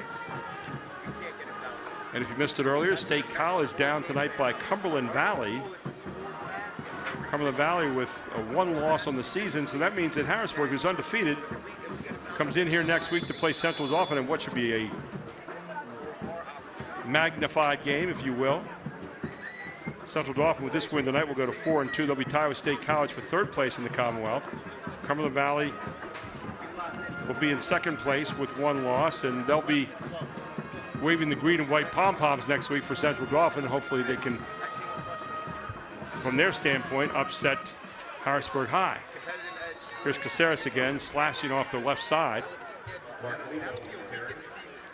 Almost exclusively on the ground now for Central Dauphin. No reason to put it in the air with the big lead. Lots of new uniforms in the game. And I said Caceres, I meant Mark Lebo wearing number 22 in that last carry. Caceres number 22 on the CDE side. So Kirkpatrick's still in there at the quarterback spot. Clock ticks down under 3 minutes to go. Capital Blue Cross post-game report coming up right after this. In motion, Lebo. Lebo gets it again. Lebo rounds the near sideline, or near side, gets it down within about 3rd and 1. Lebo's a tough sophomore, 2-way player. Going to show a lot of promise in the future for the Rams. There's a lot of seniors on this football team, a lot of senior veterans. Kirkpatrick spreads the offense out. Might be carrying this himself. There's going to be somebody coming in motion to get this jet sweep, most likely. There comes the jet sweep. There's your handoff again, but tripping and coming up short of the first down. In fact, losing probably a yard on the play. So is Lebo tripping up there, and it'll be 4th down now. Looked like the quarterback, Gavin Kirkpatrick, may have, or their feet may have intertwined. The snap was a little bit high.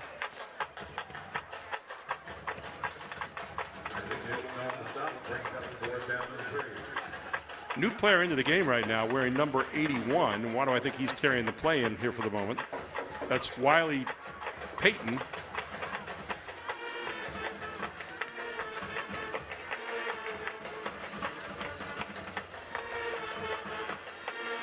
To the fake, Kirkpatrick out to the flat. Nice pass, 1st down, nice controlled play. And Payton finds his man, Anthony Newhart, out there.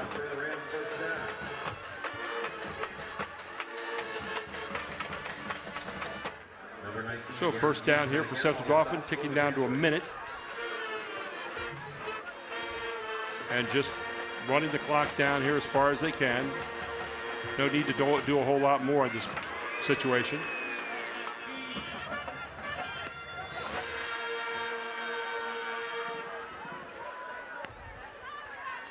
So 40 seconds to go.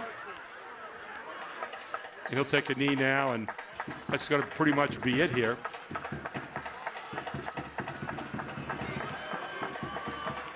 So Central Dauphin taking care of business here on the CD East homecoming night with a resounding 49-20 win here as both teams shaking hands. They know each other pretty well in the school district here. And getting ready for a big showdown next week with Harrisburg High. Now ticking down to 6 seconds, and that is just about going to do it here.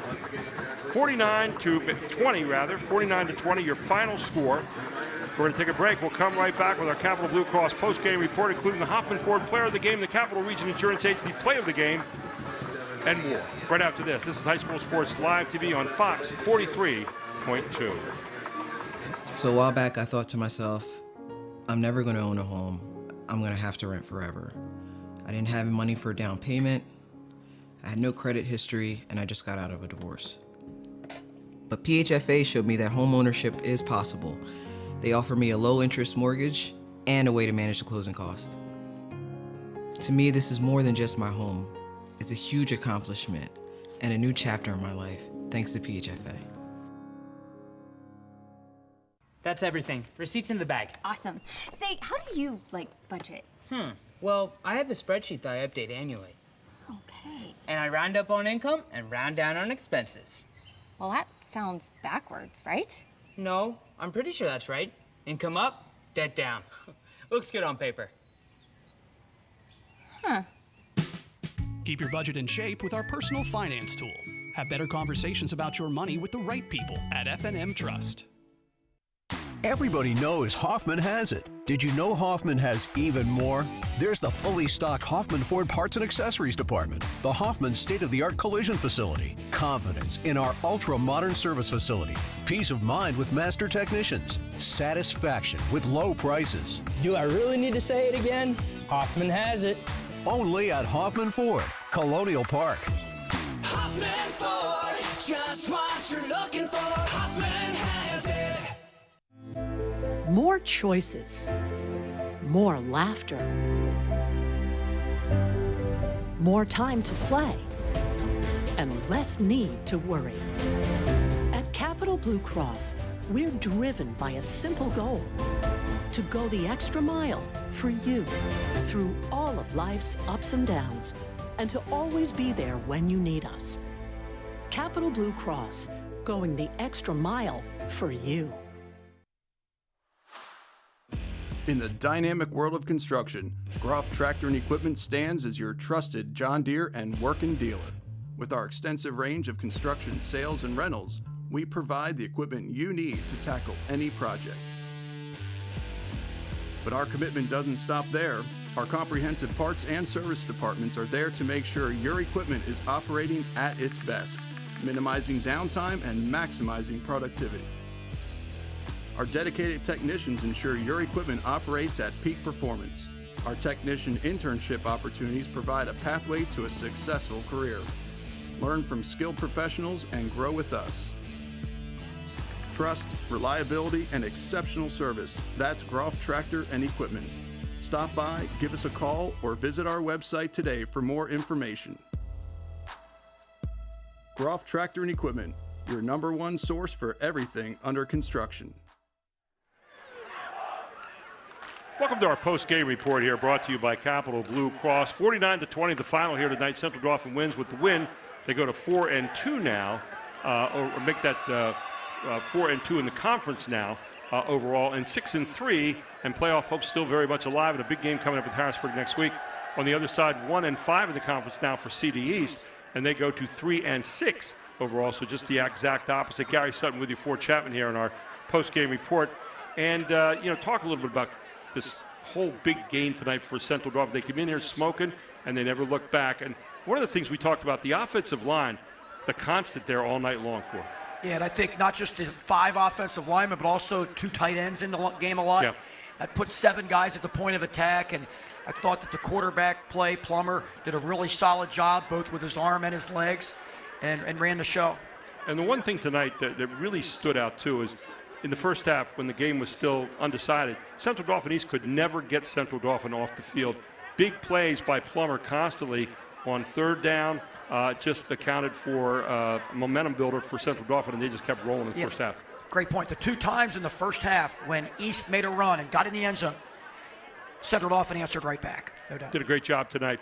Well, let's take a look right now at our F&M Trust play of the game, and it was a good one, and it was the opening play of the game tonight. Mateo Crummel is the guy who accounted for this. Take a look. This is the opening kickoff of the game.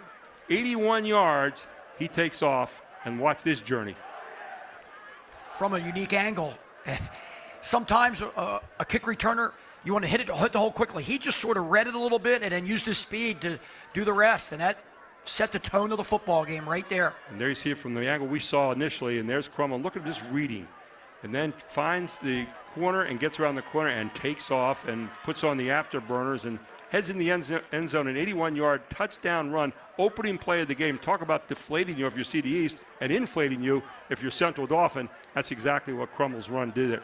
Now, and then we had an interception right after that, and CD scored again quickly. Yep. And it was a 14-0 hole that East was never able to dig themselves out of. It was, exactly right, and a great point to be made there tonight. Momentum was on the side of the green and white, and it just never stopped throughout the course of the evening.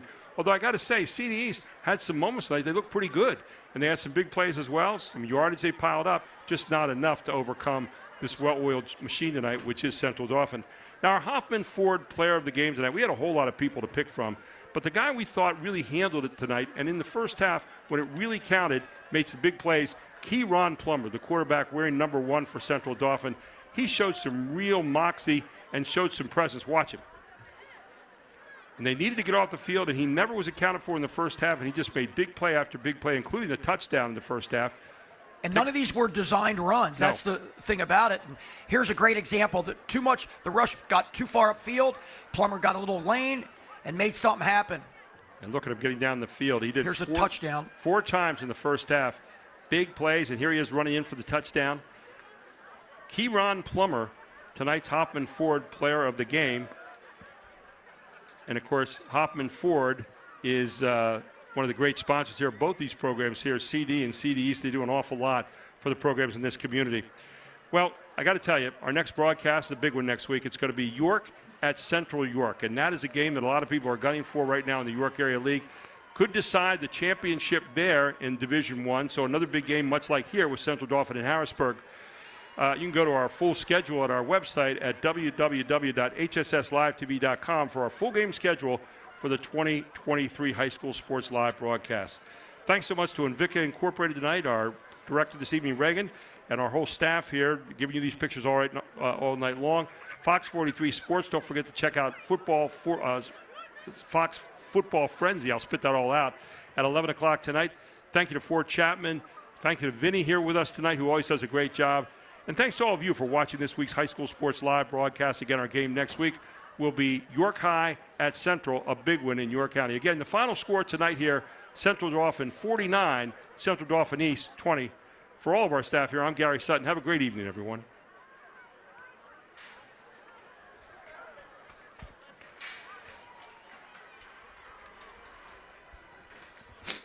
Okay, and then we can do this quick.